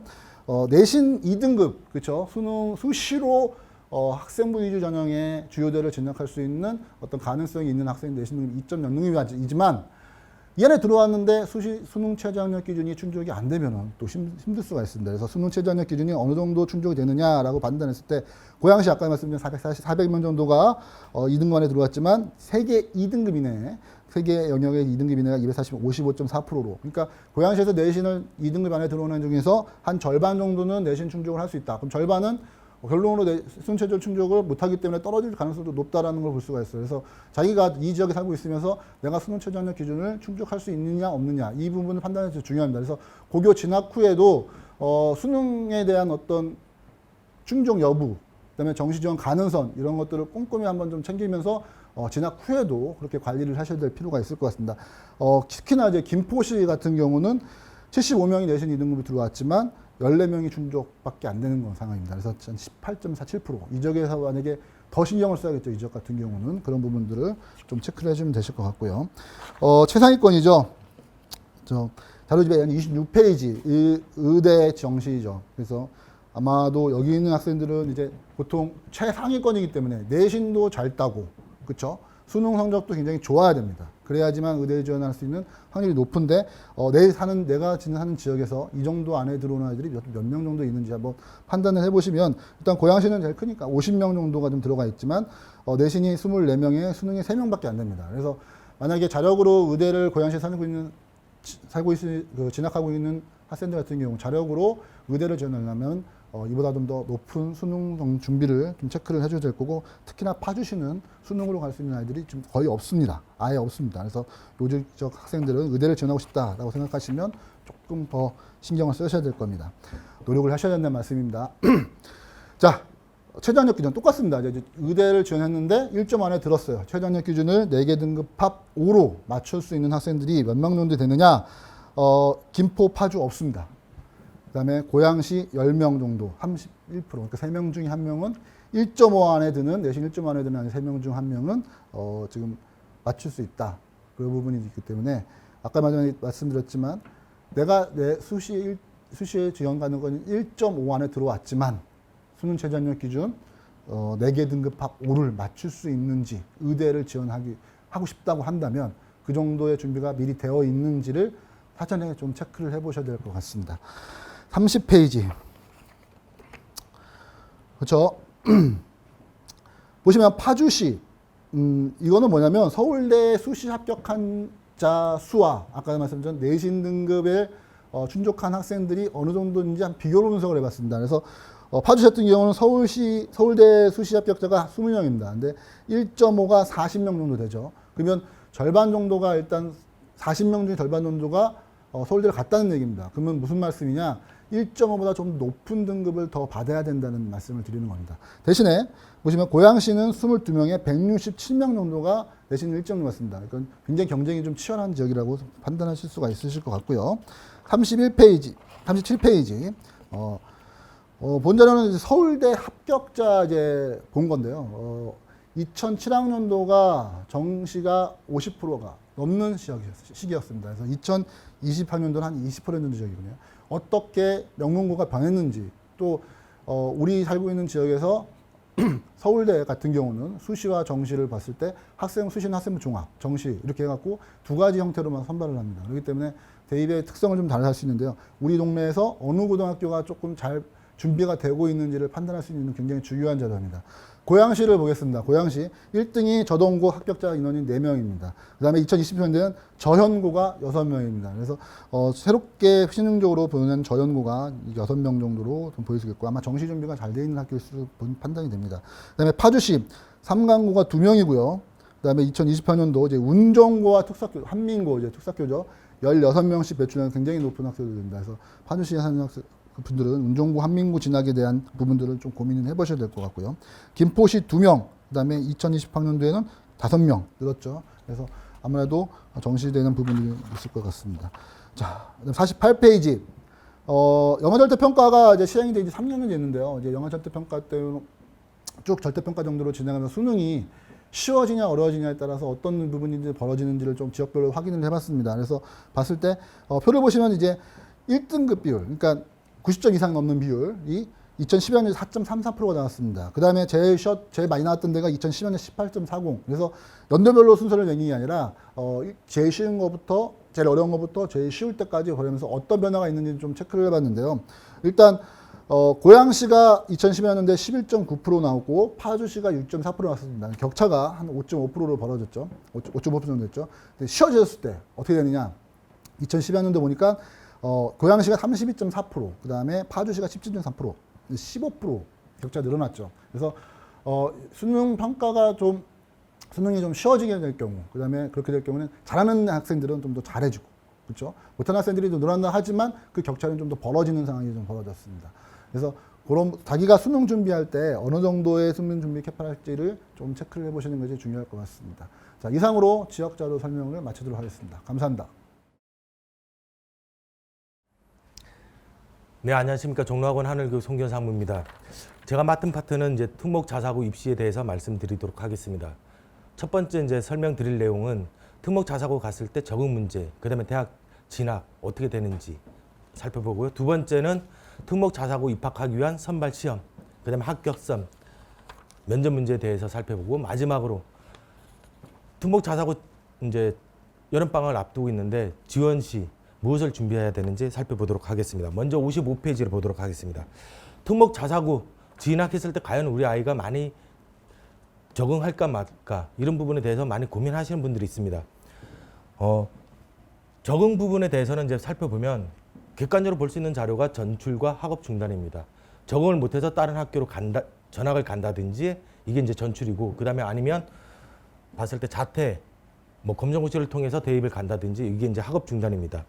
전반적으로 놓고 보면 특목 자사고 전체 평균은 3.2%입니다. 영재학교는 0.7%, 과고 1.3%, 전국 자사고 2.6%, 지역 자사고는 4.3%, 지역 자사고를 빼고는 사실은 100명 중에 1명, 2명도 전출 또는 학업 중단이 없다는 얘기입니다. 사실은 봤을 때 그런 걱정은 상당히 기우다 이렇게 볼 수 있을 것 같고, 지역 자사고는 조금 평균적으로 높지만 100명 중에 4명 정도 수준, 상당히 보면 봤을 때 적응을 못한다 이런 고민은 없다 이렇게 보시면 될 것 같고, 학교별로 보면 55페이지 하단 영재학교를 보면 제일 높은 학교 1.3%, 없는 학교는 0%. 그 다음에 56페이지 과학고를 보면 제일 높은 학교 3.6%, 제일 없는 학교는 0.2%. 사실상 거의 없다 이렇게 보시면 될 것 같고, 전국 자사고 상대적으로 좀 제일 높은 게 북일고, 김천고 4%대고, 상위권 외대부고, 하나고, 상산고는 봤을 때 1.4% 내외 이렇게 보시면 될 겁니다. 57페이지 지역 자사고. 지역 자사고는 조금 학교별로 편차가 있습니다. 장흥고, 동성고, 경희고 같은 거는 7에서 9% 정도 높지만 상대적으로 보면 충남 삼성고, 희문고, 안산 동산고 같은 거는 1%대입니다. 안산 동산고, 충남 삼성고, 그다음에 희문고, 요건 이제 좀 상위권 자사고, 상대적으로 상위권 학교라고 볼 수 있고, 상위권 학교는 좀 학업 중단, 전출이 좀 낮은 반면 봤을 때 상대적으로 조금 중하위권 학교라고 볼 수 있는 장흥고, 동성고, 경희고는 좀 전출 학업 중단 비율이 높다 이렇게 놓고 봤을 때는 이들 학교 같은 경우는 조금 어떤 적응 문제라기보다는 학교 프로그램에 대한 불만족 이런 부분들이 조금 더 외성 변수가 있다 이렇게 보실 수 있을 것 같습니다. 58페이지 외고도 마찬가지로 상위권 학교 김해외고, 대원외고, 대전외고는 1%대 내외. 그 다음에 이제 김포, 서울 외고 같은 경우는 좀 상대적으로 높지만 4에서 5% 수준. 국제고 1%에서 3% 수준이다 이렇게 보시면 될 겁니다. 그래서 전반적으로 봤을 때는 특목 자사고 갔을 때 우리 아이가 적응 잘할 거냐 못할 것이냐, 전출과 학업 중단을 놓고 봤을 때는 염려를 안 해도 된다 이렇게 보시면 될 것 같습니다. 59페이지. 특목 자사고로 갔을 때 대학 진학 과연 봤을 때 안심해도 될까 안 될까 이런 부분에 대해서 고민이 많으실 건데, 영재학교를 놓고 보면 2020학년도 기준 1위부터 1위 서울대, 카이스트, 연세대, 고려대, 한양대 진학자가 687명 정도 됩니다. 전국 영재학교 선발 인원이 789명인 걸 감안했을 때 87%가 이들 탑5 대학에 간다 이렇게 보시면 됩니다. 100명 중에 87명은 서울대, 카이스트, 연세대, 고려대, 한양대를 간다. 그 다음에 탑10 대학은 성균관대까지 했을 때 808명, 789명을 어찌 보면 상회합니다. 그만큼 봤을 때 진학 실적에서 자유롭다. 모집 인원을 상회하는 부분은 다시 재도전하는 부분 일부 학생들이 있기 때문에 나타난 현상이다 이렇게 보시면 될 것 같습니다. 60페이지 과학부. 제일 많이 가는 학교는 2020학년도 기준으로 카이스트, 서울대, 포항공대, 유니스트, 고려대 탑5 학교가 한 817명. 전체 과학고 선발인은 전국에 1600명 정도입니다. 약 절반 정도가 탑5 대학에 간다. 그 다음에 연세대, 서강대, 중앙대, 한양대, 성균관대까지 했을 때 탑10 약 70%, 10명 중에 7명은 탑10 대학 정도에 들어간다 이렇게 보시면 될 겁니다. 그만큼 봤을 때 영재학교는 거의 진학에서 자유롭고 과학고도 조금은 영재학교만큼 못하지만 그래도 진학에서는 봤을 땐 좀 자유롭다 이렇게 보시면 될 것 같습니다. 외고 국제고 2020학년도 기준으로 봤을 때 제일 많이 가는 거 고려대, 한국외대, 연세대, 성균관대, 경희대 탑5 대학에 가는 게 한 15% 정도 되고요. 그 다음에 서울대, 중앙대, 이대, 숙명여대, 서강대 탑10 정도가 봤을 때 34.6%, 100명 중에 34등 정도가 전국 평균으로 봤을 때 이들 대학에 간다 이렇게 보시면 될 것 같고, 뭐 상위권 외고냐 하위권 외고냐에 따라서 좀 편차는 있지만 평균적으로는 그 정도 수준이다 이렇게 보시면 될 것 같습니다. 61페이지 자율고 부분은 이제 뭐 봤을 때 자사고도 포함되지만 자율형 공립고도 포함되기 때문에 이 부분은 체크해 보시면 될 것 같습니다. 62페이지 우선 뭐 특목 자사고 진학 후에 대입 진학 실적을 놓고 보면 영재학교 아까 때 보면 정원을 상회할 만큼 탑10 대학에서 진학이 자유로웠던 걸 볼 수 있고, 과학고 10명 중에 7명이 탑10 대학을 가고, 외고 국제고를 보냈을 때 10명 중에 3등, 4등 정도는 탑10 대학에 갈 수 있구나 이런 정도 생각하시고, 진학했을 때 우리 자녀분의 학업 수준, 내신을 그 정도 수준을 들어오든지 아니면 수능을 봤을 때 그 정도 수준을 들어오든지 좀 강구하는 부분이 필요하지 않을까 이렇게 보시면 될 것 같습니다. 62페이지 특목 자사고 선발 방법. 우선 이제 봤을 때 대입 일정을 간략하게 말씀드리면 금년도 입시 일정은 코로나19가 좀 영향을 미치고 있습니다. 대입이 뭐 첫 번째 영향을 미쳤고요. 대입 수능이 봤을 때 2주 연기됐습니다. 그래서 당초 발표된 게 11월 19일이지만 2주 연기해서 12월 3일. 최근에서는 보기 힘들게 12월 달 수능을 보게 됩니다. 그래서 이거는 뭐 수시를 쓰든 정시를 쓰든 모든 학생들이 수능을 대부분 학생들이 보고 있다 이렇게 보시면 될 것 같고, 그 다음에 이제 수시 원서 접수. 수능 보기 전에 수시 원서 접수를 먼저 합니다. 2주 연기돼서 9월 23일부터 28일 수시 학생부 아까 때 일부에서 보셨겠지만 학생부 위주 전형과 논술 이런 전형에 이제 수시를 쓰게 되고요. 이게 떨어지면 보통 이제 정시를 쓰게 됩니다. 정시는 내년도 1월 7일부터 10일까지. 그래서 요거는 이제 정시는 봤을 때는 주로 수능 점수로 이제 대학을 가게 되는 거고, 이 정시에 최종 불합격됐다 그러면 이제 추가 모집이 봤을 때 내년도 2월 22일부터 27일까지 이렇게 실시된다 보시면 될 것 같습니다. 그래서 대입 일시 일정이 지금 봤을 때 이제 현재보다 더 연기될 거냐 안 될 거냐, 사실은 추가 모집이 2월 말까지 예정돼 있기 때문에 더 이상 봤을 때 연기되지 않고 금년도 특별한 상황이 없으면 그대로 가지 않을까 이렇게 예상되어지긴 합니다. 63페이지. 그러면 보입 일정에서는 어떤 영향을 미쳤을까? 영재학교 원서 접수는 끝났죠. 영재학교에는 영향을 미쳤습니다. 원래 영재학교는 3월 말부터 4월 초까지 원서 접수를 하지만 이 시기에 봤을 때 코로나19가 좀 상황이 심각했었죠. 그러다 보니까 4월 말부터 5월 초까지 원서 접수가 1차, 2차, 3차에 걸쳐서 연기가 됐었던 거고, 뭐 6월 14일 날 2단계 선발 시험을 봤습니다. 뭐 뒤에 반응이 다시 말씀드리겠지만 전반적으로 봤을 때는 문제 난이도는 쉬웠지만 봤을 때 시간이 부족했다. 뭐 이런 평들이 많았었습니다. 3단계 시험. 뭐 6월 14일 날 본 친구들이 8월 초에 이제 3단계 과학 캠프를 보게 되고요. 요거는 이제 봤을 때 뒤에 자세히 뭐 과학 캠프 면접에서 얘기를 드리도록 하겠습니다. 영재학교 입시 일정이 이제 최종 8월 초에 학기자 발표가 끝나면 과학고는 8월 중순부터 뭐 9월 초까지 원서 접수를 하게 되고 면접은 11월 달, 그다음에 합격자 발표는 12월 달에 이루어지게 됩니다. 64페이지 외고 과학고 입시까지는 정기입니다. 정기가 끝나면 외고 국제고 자사고는 입시 일정이 같습니다. 지역이 같으면 대부분 같고요. 일반고는 원서 접수가 같다 이렇게 보시면 될 것 같습니다. 서울권 같은 경우는 12월 9일부터 11일까지 원서 접수가 들어가고 있다. 국제고 마찬가지, 전국 자사고 마찬가지. 그다음에 지역 자사고 65페이지 마찬가지입니다. 다만 이제 전국 자사고 같은 경우는 타 지역 전국 자사고를 지원하는 학생들이 있는데 외고 국제고 자사고 썼을 때 떨어지면 일반고 쓰는데 불이익이 없습니다. 그대로 봤을 때 자기 지역에 일반고 갈 수 있습니다. 근데 타 지역을 쓸 때 전국 자사고를 쓸 때는 좀 사전에 좀 스크린 해볼 필요가 있습니다. 그 학교에 떨어졌을 때 자기 지역 일반고에 가는데 좀 불편함이 있는지 없는지. 대부분 불편함이 없는데 그래도 돌다리를 두들겨 놓는 심정에서 체크를 해 놓으시는 게 좋지 않을까 이렇게 봅니다. 66페이지. 자, 이제 선발 방법. 중요한 건 봤을 때는 외고, 국제고, 자사고, 그 다음에 과학고는 내신이 중요합니다. 여러분들이 봤을 때 곧 있으면 이제 기말고사, 3학년 1학기 기말고사를 볼 텐데 3학년 1학기 기말고사, 과학고 끝났다고 안심할 게 아닙니다. 서울권 같은 경우에는 3학년 2학기 내신이 반영됩니다. 그 다음에 인천, 경남, 대전 같은 경우 3학년 2학기 내신이 반영되기 때문에 과학고 원서 접수 썼다고 해서 3학년 2학기 수학과학 내신 소리하면 안 됩니다. 이 부분 체크해 주시고요. 외고, 국제고, 자사고는 12월 달에 원서 접수를 하기 때문에 대부분 학교가 3학년 2학기 내신까지 반영합니다. 그렇기 때문에 3학년 2학기 중간고사, 기말고사 신경 써야 되고 실수를 했을 경우에 자칫 그동안 준비했던 지원 전략에서 차질이 빚어질 수 있다 이렇게 보시면 됩니다. 67페이지 전국 자사고 김천고, 포항제철고, 상산고, 민사, 광양제철고 최종 모집 요강은 아직 2021학년도 요강은 안 나왔습니다. 안 나왔지만 전년도 기준으로 놓고 봤을 때는 김천고, 포항제철고, 상산고 그 다음에 광양제철고는 3학년 1학기까지 나머지 학교들은 3학년 2학기 내신까지 반영되기 때문에 이 부분에 대해서 체크를 하실 필요가 있다 이렇게 보시면 될 겁니다. 68페이지. 자, 금년도 중3 학생들은 학생 수가 전년에 비해서 서울권은 9.2%가 감소합니다. 전국적 평균으로 봤을 때는 전년도에 비해서 3만 명이 감소하기 때문에 약 7%가 감소합니다. 전반적으로 학생 수가 감소하면 경쟁률에서는 하락 요인이 발생되고 있는 겁니다. 뭐 영재학교 원서 접수 끝났지만 봤을 때 전반적으로는 전년도에 비해서 10% 정도 떨어졌습니다. 학생 수 감소에 보다 좀 더 떨어졌다. 이렇게 볼 수 있고요. 선호도가 감소했다기보다는 저희가 봤을 때는 좀 어떤 코로나 상황에서 원서 접수가 들어갔던 게 영향을 미치지 않았을까 이렇게 보긴 합니다.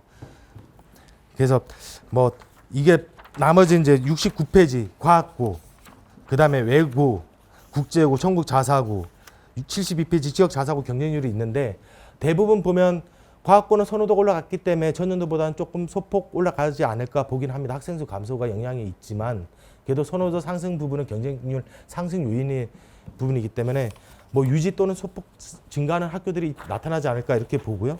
그 다음에 외고, 국제고, 자사고 같은 경우에는 전반적으로 봤을 때 학생 수 감소 영향을 미칠 거다. 다만 현재 고등학교 2학년 이하 학생들부터는 정시 40%로 증가됩니다.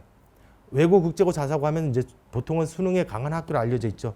이 학교들 과연 봤을 때는 수능에 강한 학교이기 때문에 이 학교들에 대해서 지원이 얼마큼 높아질 거냐 이렇게 볼 수 있는데 그동안 과거 경험치로 놓고 보면 외고, 국제고는 경쟁률이 높지 않습니다. 전국 단위 자사고도 높지 않은 편이고 그래서 크게 뭐 급상승하거나 그러지는 않지 않을까 이렇게 보기는 합니다. 아마 지켜보면은 비슷한 양상이 나타나지 않을까 이렇게 예상을 하면서 한번 여러분들도 자료를 점검해 보시기 바랍니다. 73페이지 특목 자사고 선발 방법. 일단 영재학교 지금 진행되고 있지만 중학교 2학년 이하 학생들은 내년부터 원서 접수를 할 수 있죠. 중학교 2학년뿐만 아니라 중학교 1학년도 지원 가능한 학교입니다. 제일 중요한 건 1단계 서류평가에서 제한이 있느냐 없느냐. 제한이 있으면 당연히 경쟁률이 줄 수밖에 없는 학교겠죠.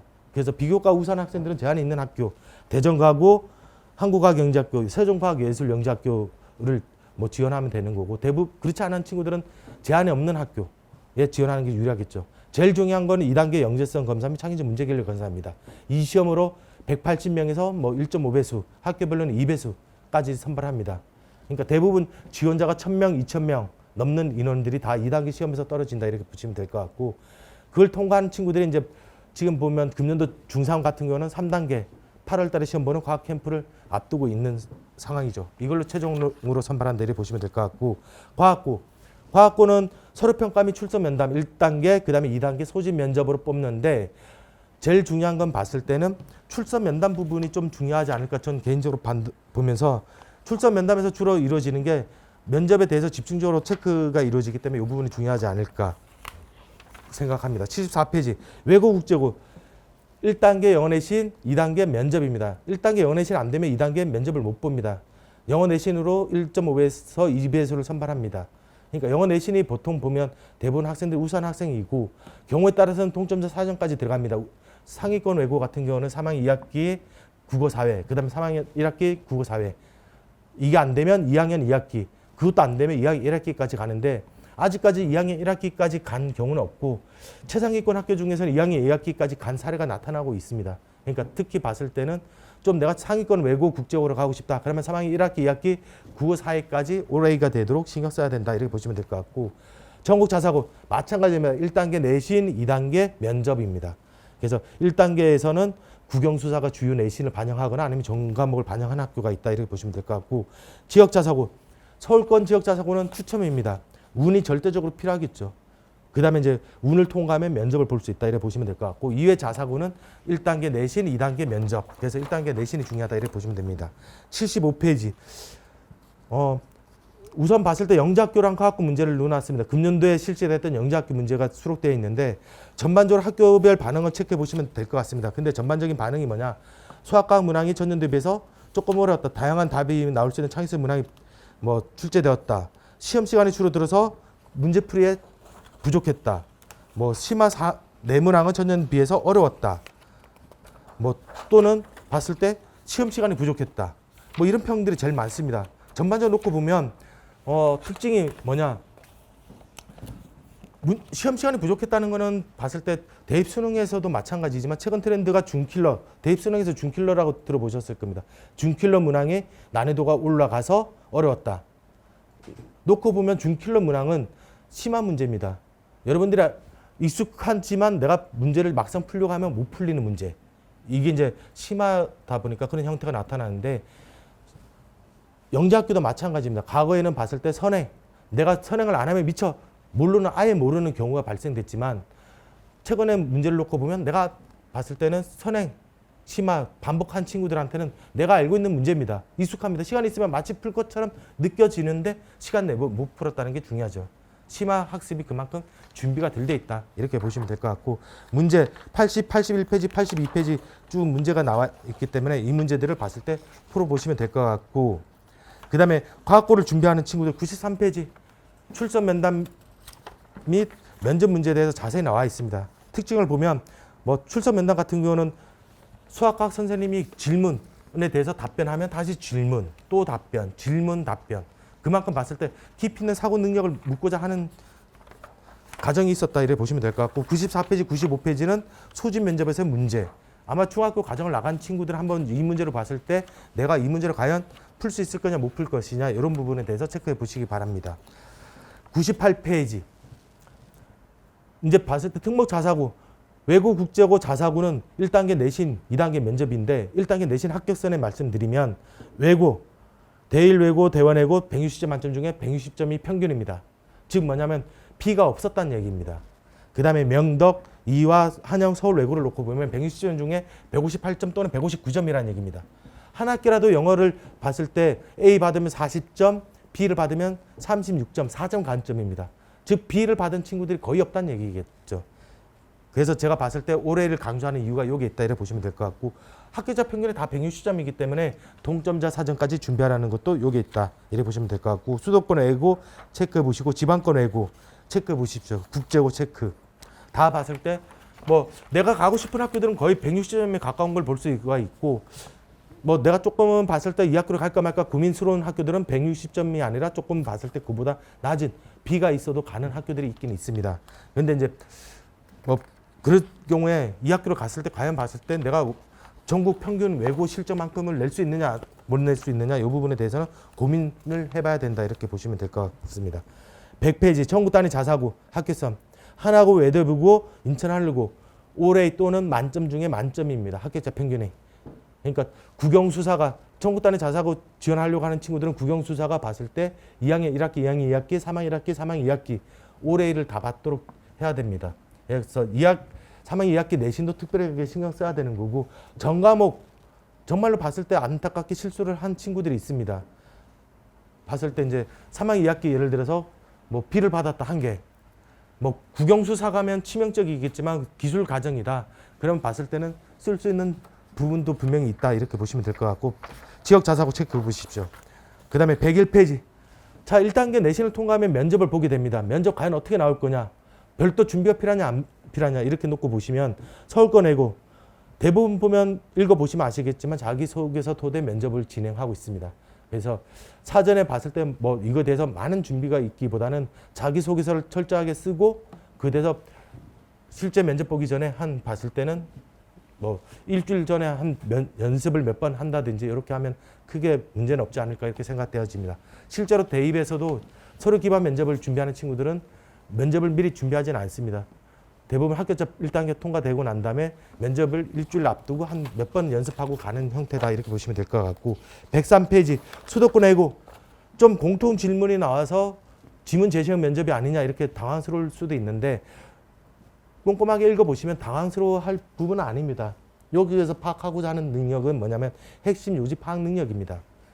그래서 여러분들이 어떤 핵심 이 지문이 지어졌을 때 당황스럽지 않게 꼼꼼하게 읽어보시고 요지가 무엇인지 그리고 본인의 생각 다소 정답이 없는 문제입니다. 본인의 논리력 사고력을 물어보는 거기 때문에 정답이 없다고 너무 위축될 필요가 없다 이렇게 보시면 될 것 같습니다. 105페이지, 106페이지 체크해 보십시오. 국제고. 국제고도 마찬가지로 공통 질문이 나오지만 지문 제시형 면접으로 나오고 있다. 이렇게 보시면 됩니다. 그 다음에 108페이지 전국 단위 자사고. 하나고 외대부고는 외국 국제고랑 비슷하고요. 상당고 일부 봤을 때 수학 문제처럼 비슷하게 나오지만 뭐 교과 지식이 유하는 문제는 아닙니다. 사고력 문제입니다. 그래서 이런 부분들이 나오니까 이거는 이제 내가 희망하는 학교들 미리 체크해 봐서 준비를 해볼 필요가 있다 이렇게 보시면 될 것 같고 111페이지 체크해 보십시오. 112페이지 특목 자사고 학교자 사례. 특목 자사고를 지원하든 안 하든 일반고를 지원하더라도 한번 자기소개서를 쓸 필요가 있을 것 같습니다. 이거 왜 그러냐면 대입에서 학생부 전형이 봤을 때 사실은 고입에서 자기주도 학습 전형과 동일합니다. 그랬을 때 정말로 우리 아이 자녀분이 학생부를 떼어봤을 때 어떤 핵심적인 내용들이 있는지 그 부분이 많이 필요하다 이렇게 보면 될 것 같고 많은 부모님들이 비교과 하면 양을 생각합니다. 우리 아이가 봤을 때 봉사활동 양이 적어요. 어떻게 해야 될까요? 독서량이 적습니다. 어떻게 해야 될까요? 이렇게 많이 생각하는데 제가 이 부분을 드린 이유는 뭐냐면 핵심 키워드입니다. 학생부에서 어떤 내용들이 과연 의미가 있고 의미가 없는지 그런 부분들에 대해서 저희가 핵심 키워드를 집어넣어 주는데 보면 대부분 학습 태도, 학습 수준 이런 게 이제 나올 수 있는 내용들 우리 보면 대부분 핵심 키워드라고 보시면 될 것 같고 그 외적인 부분에서는 리더십 이 친구가 봤을 때 학생 간부를 했냐 안 했냐 이런 부분들이 대다수다 이렇게 보시면 됩니다. 그래서 여러분들의 학생부 자녀분 학생부를 볼 때 학습 태도에 대해서 핵심 키워드가 뭐냐 남들이 뭐든 다 들어가는 추상적인 표현이 들어가 있는지 아니면 봤을 때 우리 아이만을 위한 핵심 키워드가 있는지 이런 부분들에 대해서 체크할 필요가 있고 앞으로 봤을 때도 고등학교 들어갔을 때도 이런 부분에 대해서 학생부를 꼼꼼하게 체크할 필요가 있다. 이런 키워드가 들어가도록 많은 노력을 해야 된다 이렇게 보시면 됩니다. 그래서 전반적으로 보면 깊이 있는 공부 이런 부분들에 대해서 깊이 있고 태도가 봤을 때 끈질기게 과제를 지속적으로 하느냐 아니면 내가 봤을 때 휘발성으로 일회성으로 끝났는데 다 한 것처럼 이렇게 포장됐느냐 이런 부분들이 중요하다 이렇게 보시면 됩니다. 115페이지. 자 이제 여름방학 때문에 여러분들이 학생부를 직접 써봐야 됩니다. 그 전에 봤을 때 이해할 게 학생부 항목을 좀 보실 필요가 있습니다. 보면 고입이든 대입이든 학생부 항목은 비슷하고요. 다만 이제 수상 경력 대입은 수상 경력이 상당히 중요합니다. 특정 과목에서 최상위권이냐 아니냐 이 부분을 판단할 때 교내 수상인데 고입은 봤을 때 수상 경력은 빠집니다. 대신 보면 내신 교과 학습 발달 사항에서 어떤 교과 내신뿐만 아니라 세부 특기 사항을 볼 수 있다 이렇게 보시면 됩니다. 그래서 이 부분이 교과 학습 발달 사항이 고입에선 중요하다 이렇게 보시면 될 것 같고 내가 이제 뭐 과거를 쓴다 그러면 수학과학을 반영하기 때문에 수학과학만 잘하면 되는 거 아니야 이렇게 생각할 수도 있는데 사실은 생활기록부는 반영은 안 하지만 전 과목이 들어갑니다. 전 과목이 제출되기 때문에 간접적으로 어떤 판단의 근거가 될 수는 있겠죠. 면접을 볼 때라든지 어떤 이런 부분에 있어서. 그래서 그런 부분에 대해서도 좀 더 신경 써야 되지 않을까 이렇게 보십니다. 116페이지 자기소개서. 자, 자기소개서 대입에서 자기소개서 항목은 크게 세 가지 항목입니다. 세 가지에다가 자율문항 이렇게 나오는데 1번이 학업에 기울인 노력과 학습 경험. 학업입니다. 제일 중요한 게 자기소개서는 학업이다 이렇게 보시면 될 것 같고 2번 의미를 두고 했던 활동 내용. 활동 내용인데 이게 보면 어떤 학습과 관련되면 더 시너지가 나지만 그 학습과 좀 더 동떨어져 있다. 그러면 의미 있는 활동이 좀 더 퇴색될 수밖에 없습니다. 그래서 1번, 2번을 통해서 보려고 하는 것은 학업에 대해서 학습 수준, 그 다음에 학습 태도를 보려고 하는 겁니다. 그 다음에 3번은 보면 배려, 나눔, 협력, 갈등, 관리. 즉 리더십을 보고자 하는 겁니다. 어떤 친구가 봤을 땐 리더십, 어떤 단체에서 어떤 문제, 서로가 갈등을 어떻게 하는지, 그 다음에 남을 배려하는 게 어떤 건지 이런 부분에 대해서 보려고 하는 겁니다.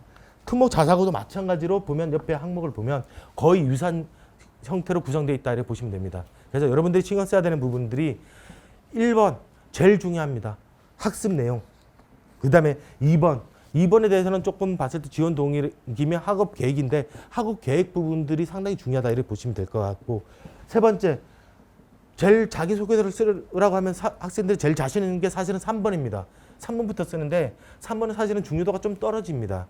리더십 부분이기 때문에 그리고 봤을 때는 이런 리더십 부분에 대해서 좀 이제 써야 되는 부분이다 이렇게 보시면 될 것 같고 117페이지 과연 쓸 때 우리 아이가 선생님 근데 다 좋은데 자기소개를 어떻게 쓸까 이렇게 많이 고민스러우실 겁니다. 자 이제 서울대가 보면 학생부 종합 전형에 대해서 상당히 디테일하게 자료를 제시해주고 있습니다. 이 부분은 봤을 때 대입뿐만 아니라 고입을 할 때도 상당히 중요하다 이렇게 보시면 됩니다. 제일 중요한 거 학업 능력. 학업 능력은 지적 성취를 어디서 보느냐? 교과 관련 성취 수준. 즉 쉽게 얘기하면 내신입니다. 내신과 세부 특기 사항. 그다음에 교과 학업 관련 교내 수상. 그다음에 세부 능력 및 특기 사항. 세부 능력 및 특기 사항에서 중요한 건 뭐냐? 교과 및 방과 활동 이수 내용입니다. 교과 내용을 보는 겁니다. 교과에서 어떤 내용들이 되는지.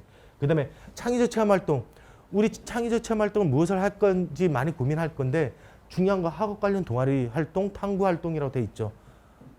그러니까 학업과 관련된 내용 부분에 있어서 상당히 의미가 있지만 학업과 좀 동떨어져 있다. 그걸 창의적 체험 활동에서 1번에다 녹여 넣는다. 상당히 좀 봤을 때는 난관이겠죠. 두 번째, 중요한 거 학업 태도, 학업 관련 교내 수상, 그 다음에 창의적 체험 활동. 지적 호기심이 묻어나와야 됩니다. 동아리 활동, 학내 활동 참여도를 하더라도 우리 아이가 봤을 때 자녀분이 학습 태도가 봤을 때 어느 태도로 보여주느냐. 이 부분이 중요하다고 보시면 되겠죠. 세부 능력 및 특기 사항에서도 중요한 거 학업 능력도 중요하지만 수업 참여도, 태도, 수업에서 봤을 때 수업 시간에 주는지 안 주는지, 그리고 수업을 봤을 때 질문을 많이 하는지 안 하는지, 또 봤을 때 풀이 과정에 대해서 다른 해법을 제시하는지 안 하는지 이런 부분들에 대해서 많이 좀 녹여 들어가 있다 이렇게 보시면 될 것 같고 그 마지막으로 보면 이제 리더십은 봤을 때는 뭐 소재입니다. 봉사활동, 동아리 활동 이런 건 소재로 활용될 수 있는 부분이 거고요. 근데 중요하게 나타나야 되는 부분은 이 친구가 봤을 때 리더로서의 소양 이런 부분이 충분히 묻어나야 된다 이렇게 보시면 될 것 같습니다. 다음에 밑에 보시면 학업 능력, 학습 태도, 학업의 소양 이렇게 나눠 있는데 학업 능력을 보여주기 위해서 어떻게 해야 되느냐? 우선 학업 능력이 고르게 나타나고 있다는 걸 보여줘야 됩니다. 서류에서 안 보이면 본인이 봤을 때 자기소개에서 어필을 해줘야 되는 거죠. 그 다음에 깊이 있는 이해를 바탕으로 한 지식을 갖추고 있는지 학생부에서는 깊이 있는 이해를 갖춘 지식이 잘 안 보일 수가 있습니다. 그러면 자기소개서를 토대로 내가 구체적 사례를 들어서 난 이 부분에 대해서는 이런 사례를 통해서 깊이 있게 공부했다는 내용을 보여줘야 되는 거겠죠. 그 다음에 학업 태도 지속적이며 적극적으로 하고 있느냐 중요하죠.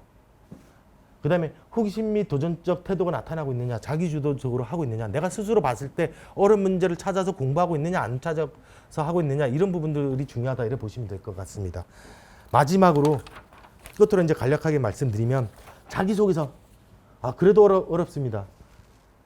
자 이제 서울대가 제가 제시한 건 아니고 서울대가 제시한 겁니다. 자기소개서 어떻게 작성하느냐 제일 중요한 거 내가 그동안 해왔던 활동에 대해서 메모지에 다 적어보세요.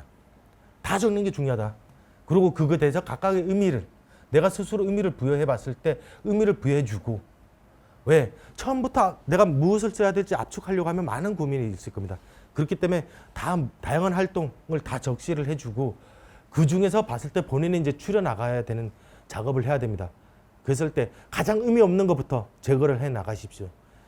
그랬을 때 이제 보통은 보면 사례를 몇 가지를 들 거냐. 앞에서 나왔죠. 대입에서 의미 있는 활동 3가지 이내라고 있잖아요.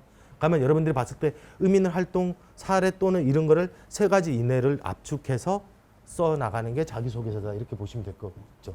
안 그러면 봤을 때 이 이상 많다. 가면 단순 사실 나열이 될 수 있습니다. 단순 사실 나열 하지 말고 과정이나 어떻게 공부했는지 그 내용을 나타내라 이렇게 보여져 있고 구체적 경험이나 일화가 없으면 사실은 다 허황된 추상적인 얘기가 될 수밖에 없습니다. 그러니까 이 구체적이나 경험 같은 경우는 이런 부분에 대해서 내가 깊이 있는 공부를 했다. 그러면 적절한 사례인지 아닌지 이런 부분에 대해서 좀 신경 써야 된다 이렇게 보시면 될 것 같습니다. 뭐 마지막으로 봤을 때는 서울대 지원자 가장 많이 읽은 책, 뭐 여름 방학 동안 봤을 때 자기소개서 쓰는 것도 중요하지만 독서 부분도 봤을 때는 뭐 들어보셨을 겁니다. 수능에서 봤을 때 비교과 뭐 독서 지문이 어렵다 이런 부분들이 많이 될 거고 그다음에 논리력 중요하다. 근데 독서 부분이 좀 그런 부분에서는 좀 많이 다양한 독서를 하는 게 도움이 되지 않을까 생각하였고 제가 적시를 해드렸습니다. 뭐 끝으로 이제 봤을 때 뭐 정리를 해드리자면 특목 자사고에서 이제 제일 중요한 거는 과학고 영재학교는 봤을 때 과거 선행보다는 심화 공부를 많이 물어보고 있는 추세로 가고 있다. 깊이 있는 공부를. 그래서 내가 알고 있더라도 시간이 부족해서 못 푸는 거 심화가 안 됐기 때문에 못 푼다 이렇게 생각하시면 될 것 같고 두 번째 과거 영재학교가 아니라 특목 자사고를 외고 국제고 자사고를 쓰려고 한다 하면 제일 중요한 게 1단계 내신입니다. 근데 내신을 갖추면 모든 친구들이 내가 모두 다 갖췄다고 생각하는데 사실은 내신은 지원자가 대부분 기본이다. 이래 보시면 될 것 같습니다. 그래서 내신이 봤을 때 기본으로 갖추고 그 다음에 봤을 때 내가 이거에 대해서 내신 외에 진학했을 때 과연 봤을 때 어떤 깊이 있는 자신감을 가지고 갈 거냐 공부를 할 거냐 이 부분에 대해서도 고민을 많이 해보시는 게 중요하다. 이렇게 보시면 될 것 같습니다. 그래서 전반적으로 보면 앞에서도 그랬고 수능 뭐 내신이 잘 나오지만 수능이 안 나오는 학교 그 다음에 내신 안 나오지만 수능이 잘 나오는 학교 어느 학교가 봤을 때 진학 실적이 좋은지 이 부분도 많이 체크해 보셨을 거고 그 다음에 특목 자사고에서도 평가하려고 하는 친구들이 서류에서도 전반적으로 보면 얼만큼 깊이 있는 공부한 친구냐 이런 부분들에 대해서 많이 평가를 하고 있는 부분이다. 이런 걸 항상 염두를 두시면서 앞으로 봤을 때는 이제 뭐 기말고사 뭐 좋은 결과 있으시길 바라고 여름방학 동안 봤을 때 좀 더 깊이 있는 좀 집착을 가질 수 있는 계기가 이를 좀 마련해 주는 게 그렇지 않은 학생들이라면 요 기간을 맞이해서 좀 공부를 할 수 있는 컨디션을 갖춰놓는 습관을 갖춰놓는 게 상당히 중요합니다. 그런 학생이 좀 되는 시간이 됐으면 좋을 것 같습니다. 이상으로 마치도록 하겠습니다. 감사합니다.